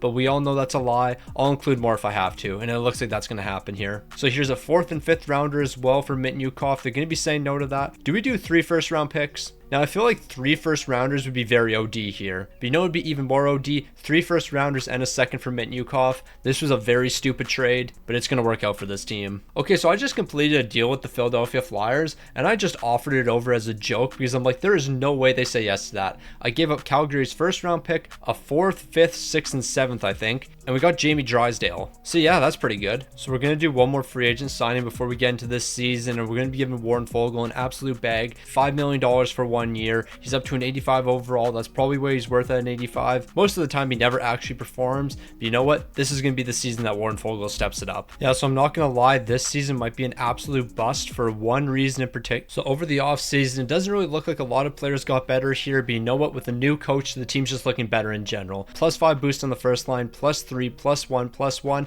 And then you look at the defense. That received some major upgrades over the offseason. And on top of having great line chemistry boosts, I think this team might be able to win a Stanley Cup. And on top of all that, we got great goaltenders here. Jacob Markstrom an 86, but Dustin Wolf's already up to an 84 overall. This guy will probably take the reins starting next season. So if we can't win a Stanley Cup this season, I'm not going to worry too much. This team's definitely going to be competitive for the next couple years. Now with that being said, we're actually not going to stop at the trade deadline here because we basically have no assets to work with. We're simming right to the end of the year and hoping this team performs. If they don't perform, we're going to be in a tough situation because I really don't know what we're going to do after that. Okay, now this is actually honestly ridiculous. We had a great season. 7th in the entire league. That puts us in the wild card. We got the first wild card position by finishing 7th in the entire league. A 48, 31, and 3 record was only good enough for the wild card. The offense definitely wasn't good enough this season, 3.12, but the defense certainly was better this season, 2.87. That's the big improvement that we saw. Once a lot of the young guys progress over the offseason, we're going to be in a good spot. However, in saying that, there's a lot of negative plus minuses here, and that's definitely not a good sign coming from our star players. When it comes to the goaltending, Dustin Wolf, I think you actually should be the starter when it comes to the postseason. You had a 23-5-1 record, 2 shots, a 918 to 257. You are the starting goaltender for the postseason. I don't really care if you were playing the weaker teams and Jacob Markstrom was playing the tougher ones. You had a 23-5-1 record. You're the starting goaltender from here on out. So with Dustin Wolf as the starter, not only is this team seeing a lot of success in the postseason, but we've actually just made to the second round after we win in game number 6 here. I was really banking on us winning in game number 5, but we actually have to go to game 7 first because we're having a massive collapse right now. Alright, Calgary, don't do this to me. You had a 3-1 series lead at one point. We're exchanging goals in the first period. Colorado's taking the lead in the second, but Calgary's offense is about to wake up here. We lost. We lost in the third period. Okay. That's a tough one. We blew a 3-1 series lead. Rasmus Anderson, you had 5 points to lead the way. The offense just completely disappeared here. Yeah, that's a tough way to lose here. But you know what? Dustin Wolf, you're going to be the starter all of next season. Jacob Markstrom, we're trading you away. I think this team will be all right. Oh yeah, I also forgot to mention we gave out 2 extensions. Kuzmenko's getting 4.7 and Sharon Govich, he's getting 4.4. So 2 pretty reasonable deals. So we might have lost in the first round and we might have went out in very embarrassing fashion, but the team's going to be better. We got guys on their rookie contracts that are developing. We just have a ton of players that are going to continue to develop. And you know what? Dustin Wolf, he's going to be the guy next season. Jacob Markstrom, you're getting traded away. We have our goaltender. So I feel like it goes without saying, you guys have seen how many trades I've made so far with the Calgary Flames. We have no draft picks. So Warren Foegele is not going to be rejoining the team here. Jacob Pelche, I'd love to keep you around at a good deal. 1.7 for the next 2 years. So extensions are going to be a bit sketchy here, but we're going to start with Rasmus Anderson, $7 million for the next 5 years. Jamie Drysdale, I'm very concerned about this extension right here. Okay, this is actually a lot better than I thought. After doing a couple 25-year rebuilds, whenever players want extensions, I just assume they're way worse than what they actually are. Like if we were in the year 2040, Mintyukov would probably be looking for around $17 million. But in reality, we're locking him down for 4.5. So it looks like Robin Lehner's back with the Ottawa Senators here, and he's only getting paid $1.9 million as an 84 overall. So yeah, Robin Lehner, you're going to be our backup. Jacob Markstrom, you're off to Ottawa. So we have $13 million to work with, and we can make some massive signings. Brock Nelson, you're going to be the first one. We're giving you 7.1 million. And then with our next signing, that's going to go to Taylor Hall, and we're going to do 5.5 million. So those are going to be the 2 one-year deals we do. We got ourselves a backup goaltender in Robin Lehner. Dustin Wolf's looking better than he was last season. I can't wait to see what this team's going to do. Okay, Brock Nelson, be an absolute L-mans here and don't sign with the team. So yeah, he won't be joining the team. We have to find somebody else. I mean, that's not necessarily the worst thing in the world because Claude Giroux, you're going to be the replacement. 88 overall at 37 years old. We're going to finally get you a Stanley Cup. So last season was a bit of a disappointment when when push came to shove, we couldn't step up when it mattered most. But you know what the difference is? We have Claude Giroux this time. We have Taylor Hall this time. Although the defense is looking the same, Jamie Drysdale's up to an 87 overall, and to cap it all off, who's our goaltender? 88 overall, Dustin Wolf. He's going to be the starter the entire year here, and when the playoffs come around, this is the guy that I want in between the pipes for us. Yeah, we might have choked last season after we had a 3-1 series lead, but things are different this time around. Dustin Wolf's learned what it takes to win in the postseason, and now he's ready to do so. And similar to last season, we're not stopping at the trade deadline here. We don't have any money to work with. We're going to rock with the team we have. So it might have taken till year 3, but the Calgary Flames have finally figured it out here. Second in the entire league with a 49, 26, and 7 record. And to finish out the season, we went 15 and 5. So this team's hot at the right time. We're ready to win. And not only is this team performing offensively, because just look at the crazy depth here. We're performing defensively. Dustin Wolf, what are the numbers looking like? 49 wins. I had you play every single game of the season, didn't I? Yeah, so Dustin Wolf played every single game because I turned auto rotation when it came to goaltenders off. So yeah, Dustin Wolf played all 82 games. He posted on 917 to 256. Probably should have turned that off before heading into the season. I just realized that. Yeah, because I wanted him to start over Jacob Markstrom in the postseason last year, so I had to turn auto rotate goaltenders off, and I forgot to turn it back on. So yeah, Dustin Wolf played every single game. He might be a bit tired heading into the postseason, but you know what? Bro's locked in right now. He won us all those games. I just need him to win 16 more for us. So of course, when things start to look good for the Calgary Flames, finishing second in the entire league, something like this happens. We're going to lose in the first round.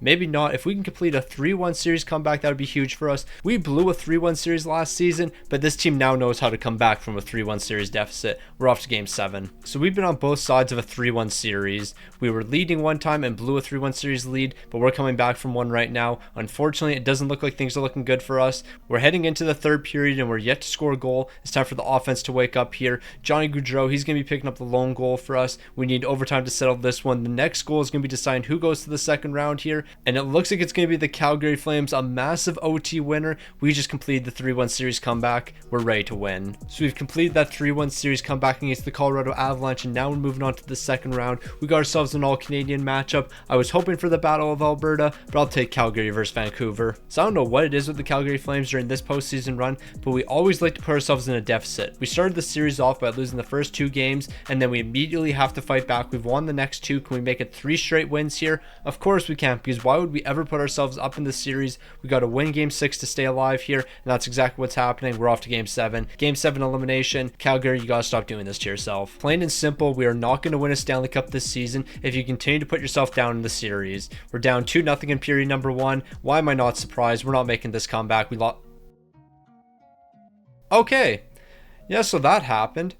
We scored 6 goals in the third period. I got nothing to say. Alright, so here we are in the conference finals. We should not have gotten out of the first round. Plain and simple, this Calgary Flames team is going on the biggest Mickey Mouse run of all time. But you know what? If we're going to win a Stanley Cup, I guess I won't complain. So I think that 6-goal third period is exactly what we needed. We're sweeping the Minnesota Wild and we're in the Stanley Cup final. We've gone through enough trials and tribulations. It's time for this team to finally show up and win a Stanley Cup. So here we are in the Stanley Cup final. The Calgary Flames taking on the Toronto Maple Leafs. This is going to be an absolute breeze. The Toronto Maple Leafs in the Stanley Cup final, Calgary's sweeping. So here we go, the Stanley Cup final. Ever since that 6-goal third period, the Calgary Flames have been looking different. How are we looking right now, though? We're down 3-1 in this series. Of course, we're going to put ourselves down in this series. And of course, we're going to make a 3-1 series comeback in the Stanley Cup final. Why would this not happen? So I don't know what it is about the Calgary Flames, but for some reason, this team finds a way to always put themselves in a negative position. We're going to have ourselves a scoreless second period. As long as this team does not choke in the third period, we're Stanley Cup champions. We're going to simulate it.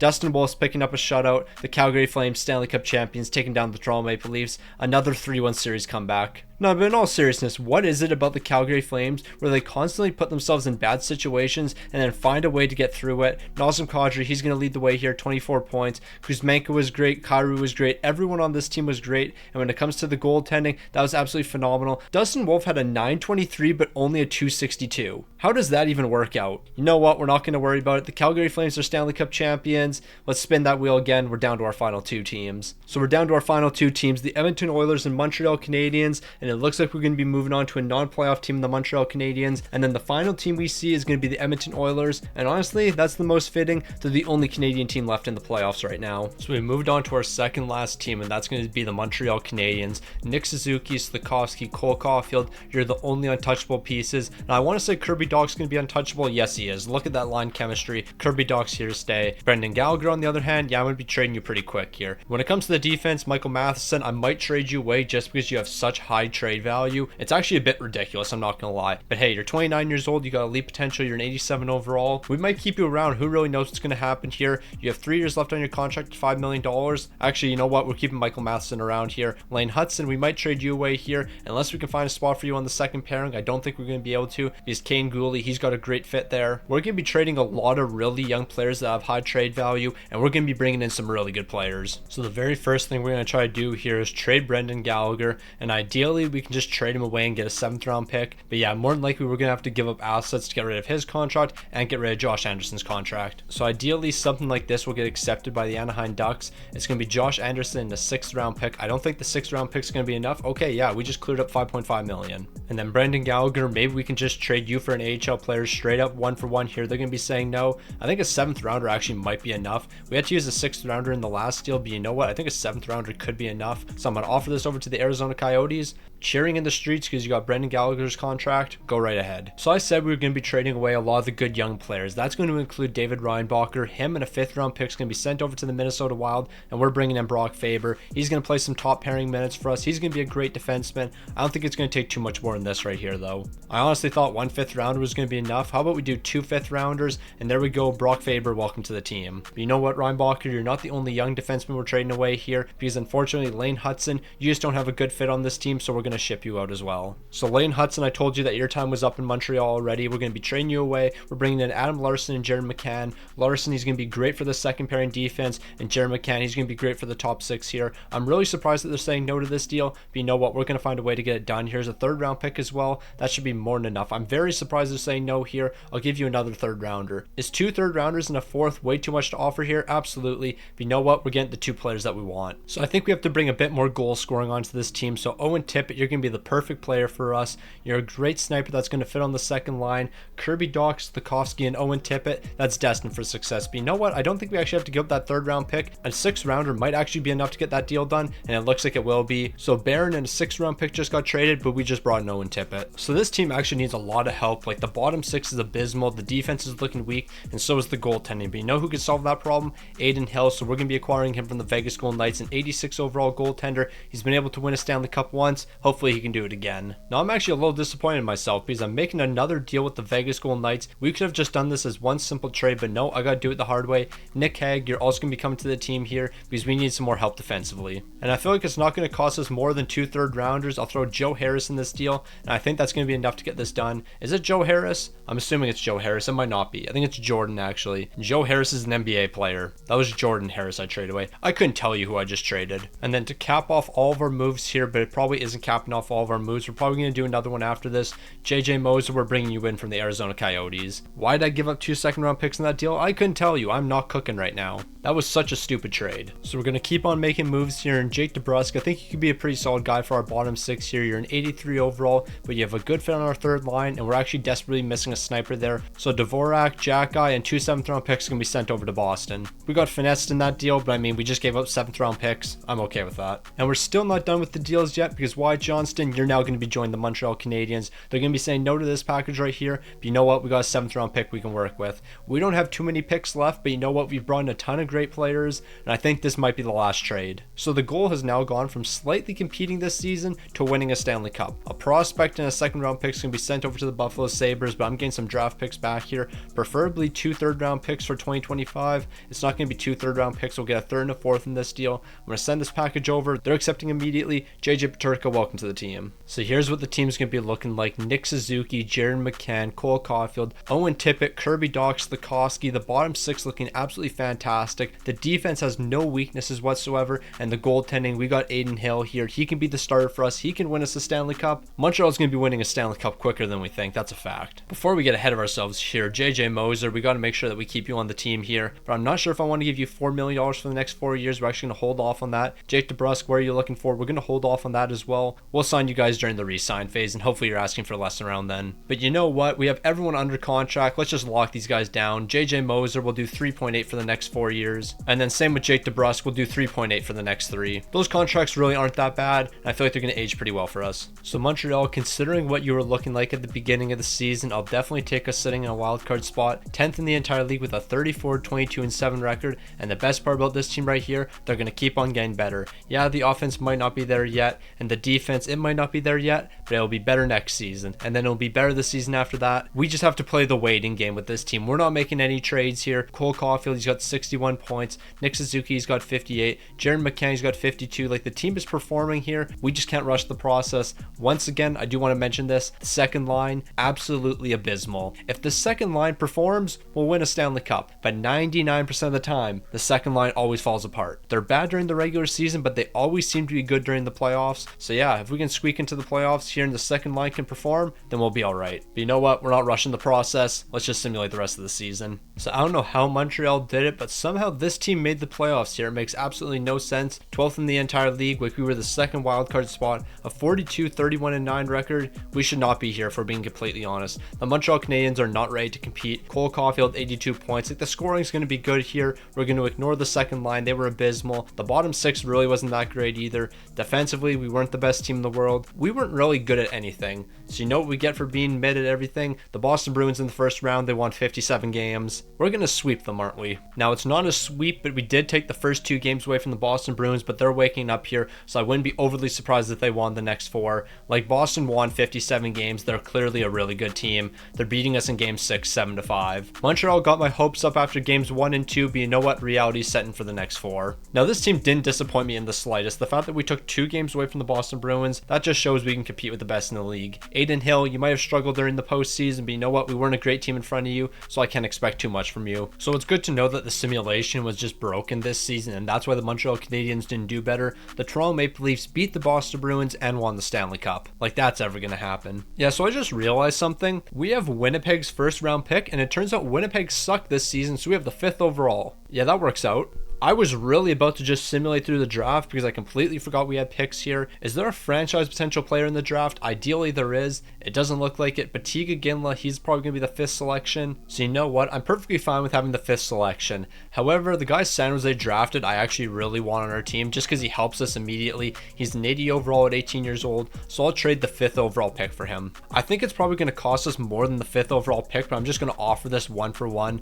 They're going to be saying no here. I'll give you the 21st overall pick as well, but you gotta give me something back in exchange. So how about you give me Tiga Ginla, and then we call this a fair deal. They're gonna be saying no to that, but we have to include a 7th rounder. So we basically got the 1st overall pick and the 4th overall pick. This is definitely a good deal. Also, I apologize for calling him Tiga Ginla. I think it's Tiga Ginla. And for the entirety of NHL 24, I have called him the wrong name. So my bad on that. So we've entered the re-sign phase, and if I'm going to be completely honest, I don't really plan on bringing anyone back here. If you're willing to sign a 2-way contract, of course, I'll keep you on the team. But other than that, everyone's going to be walking. So the re-sign phase might have been easy, but extensions certainly aren't. Brock Faber, we're going to start with you. It's going to be 4.5 for the next 6. Adam Larson, I would love to keep you on the team. We're actually going to be able to do something similar. We're looking at 4.6 for the next 3. Moving on to Wyatt Johnston, it's going to be another cheap deal here. We're looking at 3.3 for the next 3. JJ Peterka, hopefully you're going to be something similar. Okay, yeah, we're bringing everyone back because everyone's signing incredible deals. 2.5 for the next 3. Slafkovsky, where are you looking for? I'm not really surprised that you're the most expensive here, but we're going to do 5.1 for the next 6. We're still not done though because Caden Gooley, he needs an extension. Here's 3.7 for the next 3. And then Nick Hague, we're going to finish it off with you. Never mind, we can't give you an extension yet. Thing is though, we wouldn't actually be finishing it off with Nick Hague because Aiden Hill, he still needs an extension. So what's he going to be looking for? We can do probably 4.8 for the next 3. So with this final extension, we got everyone locked down and we have $16 million to work with. So I don't necessarily want to go all in this season, but if we're able to trade for Carver Hagee and then re-sign him, that's going to be massive for the Montreal Canadiens. So a 1st, 3rd, and TJ Ginla is going to be sent over to the Florida Panthers. We're bringing in Carver Hagee here. He's going to help us win this season. We still have like $11 million in cap space to work with, so we're going to spend all that money immediately. And who's that money going to be spent on? Well, we got to improve the goal scoring here, So Vladimir Tarasenko, here's $9.2 million for next season. That's going to be the lone move we do here. Let's simulate to next season, and let's watch this team win a Stanley Cup. Okay, so it turns out Carter Verhaeghe is the greatest player to trade for ever. $5.7 million for the next 4. Carter Verhaeghe, $5.7 million, 87 overall elite potential, X factors, $5.7 million. I'll definitely take it. So I think it's safe to say this team's not going to have an issue scoring. Nick Suzuki, Cole Caulfield, Slafkovsky on the top line, Carter Verhaeghe, Jared McCann, and Vladimir Tarasenko on the second. A +4 boost and a +3. The bottom 6 is looking great. The defense is looking absolutely fantastic here with the great line chemistry. And then when it comes to goaltending, Adin Hill, you can definitely be the guy for us. You've improved to an 86 overall. Montreal is going to be winning a Stanley Cup this season. And if we can't win this season, we're winning next season. We're going to be rocking the same team for the next 2 years. We're destined for success. So Montreal's looking fantastic this season. We're 4th in the entire league, but we're 3rd in our division. We have a 39-18-5 record, only to be 3rd in our division. Our offense is looking incredible. The defense is okay. I mean, definitely could be better. But you know what? If we're 4th in the entire league, obviously this team must be looking good. The biggest difference between last season and this season is our second line's actually performing. Carter Verhaeghe, 74 points here. Jared McCann, got 53. Vladimir Tarasenko, 52. Ideally, we can keep all 3 of these guys around, and we might be able to if we can trade Owen Tippett away and then keep Vladimir Tarasenko. That might be the move here. When it comes to the goaltending for Adin Hill, I saw what our defensive numbers looked like. Obviously, these aren't going to be great numbers. So this is what I'm thinking. Owen Tippett in a second round pick over to the Seattle Kraken. We bring in Yanni Gourde for this season, 86 overall. He's going to be good for the bottom 6 here. And then Vladimir Tarasenko, we're bringing you back for next season. You're going to be the sniper we have on the second line, not Owen Tippett. So now we've freed up that Owen Tippett money, we can bring back Vladimir Tarasenko, and we're going to do 6.5 for the next 3. And then Nick Keg, we might as well give you your deal as well. We're going to do 2.7 million for the next 3. So to finish out the season, the Montreal Canadiens were the hottest team in the NHL, a 50-22-10 record. We have won the best offenses in the league, and the defense that still might not be looking the best, but you know what? We can definitely work with it. When it comes to the offense for this team, it doesn't really matter which line is on the ice. We're going to be scoring here. We have amazing scoring across the board, but we already knew this. And when it comes to goaltending, Adin Hill didn't have the best record in the world, a 34-21-8 record with 3 shutouts. A 901-311 definitely isn't ideal, but Primu, look at these numbers right here, a 16-1-2 record, a 914-260. Do we turn to him in the postseason? Absolutely not. Adin Hill is the guy for us, no doubt about it. We have the Toronto Maple Leafs in the first round, an all-Canadian matchup. Let's see what Montreal's capable of doing. So who would have seen this one coming? The Toronto Maple Leafs not showing up in the first round. Montreal's been dominating the last 3 games, made that 4 straight games. 8 goals, 6 goals, 6 goals, 5 goals. Toronto didn't even show up in any of these games. So we already knew the Toronto Maple Leafs were going to be a breeze. That team's not going to win a first round matchup, but this next team definitely can win some games. That's the Tampa Bay Lightning. They're the best team in the entire NHL. We have 2 of the best matching up early. So the Montreal Canadiens looked amazing through the first round. Like the Toronto Maple Leafs couldn't put up a fight against us. However, they're not the Tampa Bay Lightning. Tampa's absolutely dominating us here, and I don't think we're going to be sparking a comeback. We're going to fall in a 5-game series. You know what? The team's slowly seen progression. We're about to rock the exact same team as next season. This team's definitely going to be better next season. Carter Verhaeghe, he's going to be locked down. I mean, every single player on the team right now is returning for next season, and a lot of the young guys are going to be better. Nick Suzuki should be better. Cole Caulfield should be better. Slafkovsky should be better. Wyatt Johnston should be better. A lot of these guys are going to be better, so this team's going to be in a better spot. The goaltending definitely wasn't ideal from Adin Hill, but you know what? We're going to be better next season. I'm not too concerned. And if I'm being completely honest, I'm not surprised by this outcome whatsoever.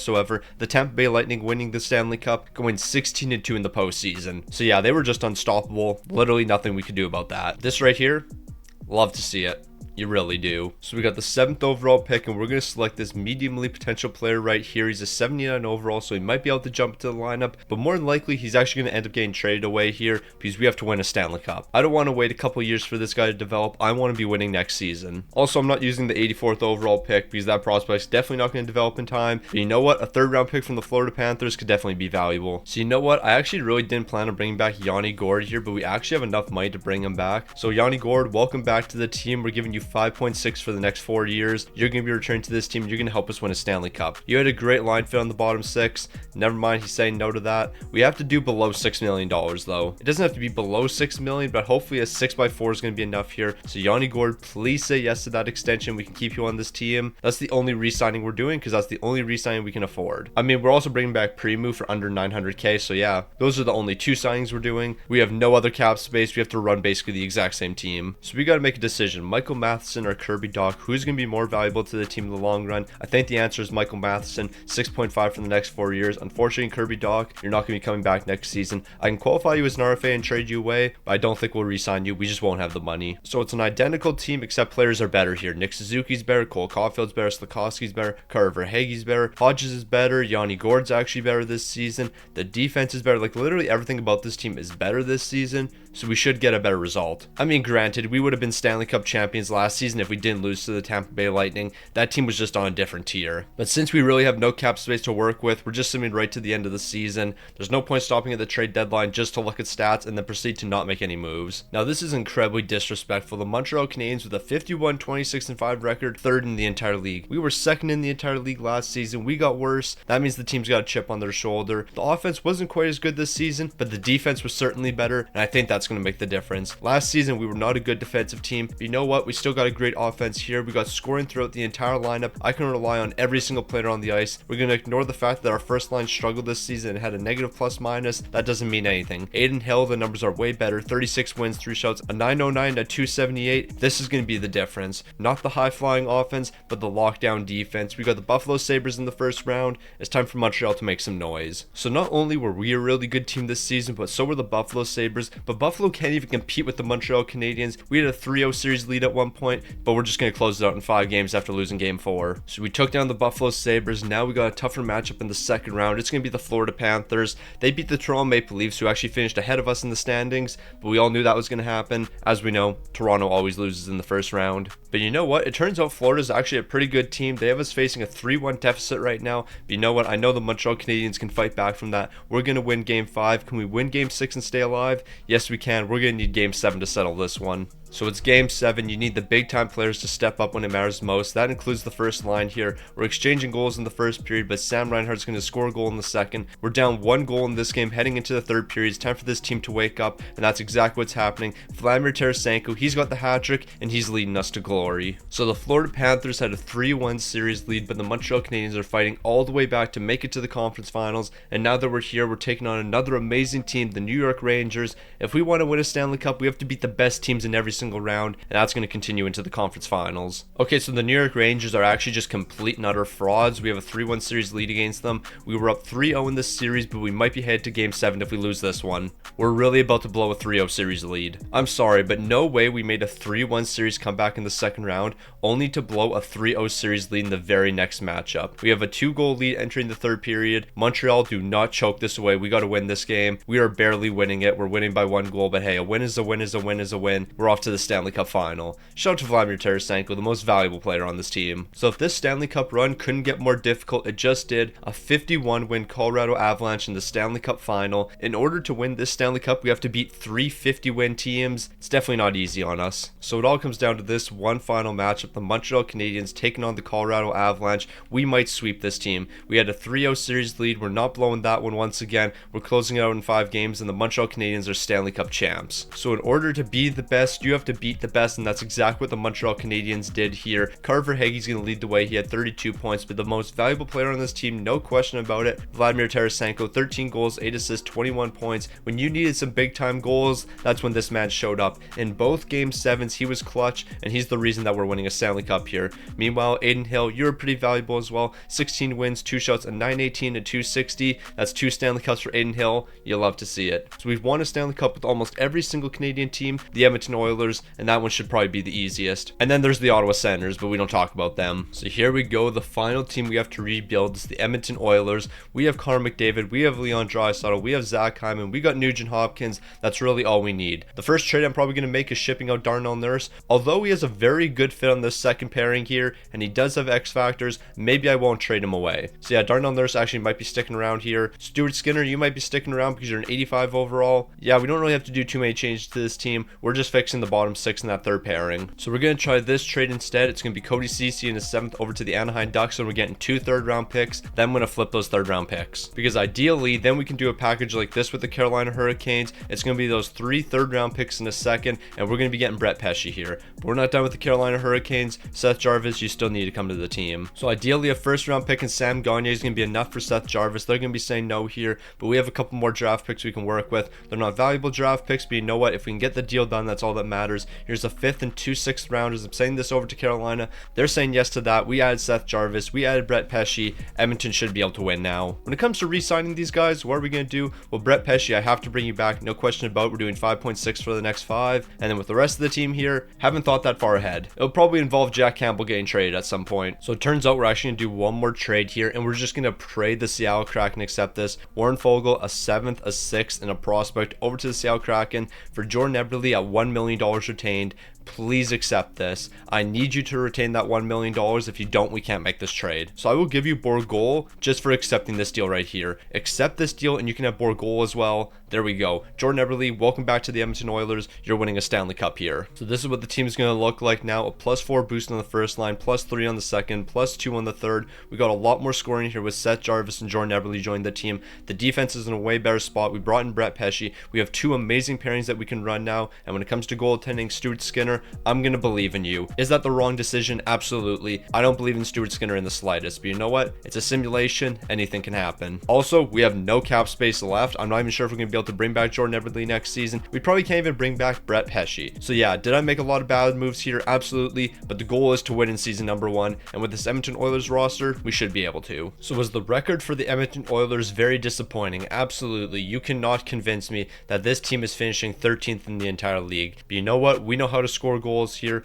Yeah, the defense wasn't the greatest. I mean, where was our offense when it came to the entire league here? Okay, we had the 4th best offense. I feel like our defense wasn't actually that bad. Yeah, our defense was mid. So we had a mid defense. Actually, it was worse than mid. We had one of the worst defenses in the entire league here. So we're not good at defense, but we can score the puck. And really, that's Edmonton Oilers hockey in a nutshell right here. Connor McDavid, 114 points. Leon Draisaitl, 87. Nugent Hopkins, 73. This team was scoring a lot of goals. We just don't keep them out of the net. Stuart Skinner, play a bit better. That's all I got to say. If Stuart Skinner gets hot for 16 games, we could go 16-0 in the postseason. However, if Stuart Skinner doesn't get hot, we could easily be out in the first round here. So let's find out what's going to happen. So I think it's pretty obvious who we got so far. We've got a good Stuart Skinner, back-to-back 1-goal games. Can we make that 3 1-goal games in a row? I mean, we're going to be allowing 3 here, but we did score 7, so I think we're all right. I think as long as the offense continues to produce, we can have a mid-goaltender. Draisaitl's picking up 8 points in 5 games to start the postseason off. For Draisaitl standards, that's actually a slow start. But we're moving on to the second round, and we have a Mickey Mouse matchup. Somehow we got the 40-win Minnesota Wild. If we can continue to take on 40, 42-win teams,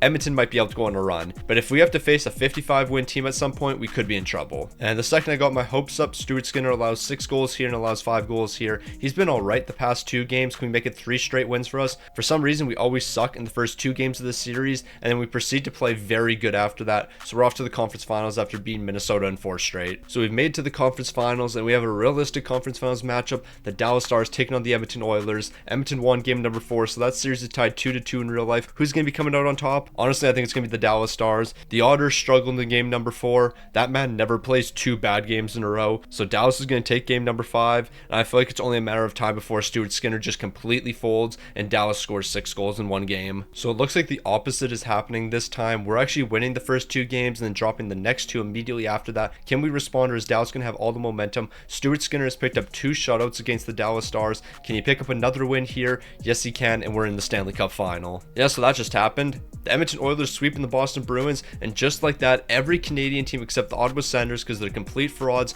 has won a Stanley Cup in this video. Ottawa, you probably should have won a Stanley Cup, but I don't know what's wrong with that team. I built you a super team, and you still can produce. Leon Draisaitl 31, McDavid 30, Hyman 28. So of course the top guys performed, but even the depth guys down here, they were looking absolutely fantastic. But Stuart Skinner, a 920 and a 255, now that's just completely unrealistic. So I was able to win every single Canadian team Stanley Cup, except for the Ottawa Senators. We're not talking about that franchise. Like, I really built the Ottawa Senators, the best team in this entire video, and I kept that team around for 3 straight years. But even after having the best team in the league for 3 straight years, they still couldn't win Stanley Cups.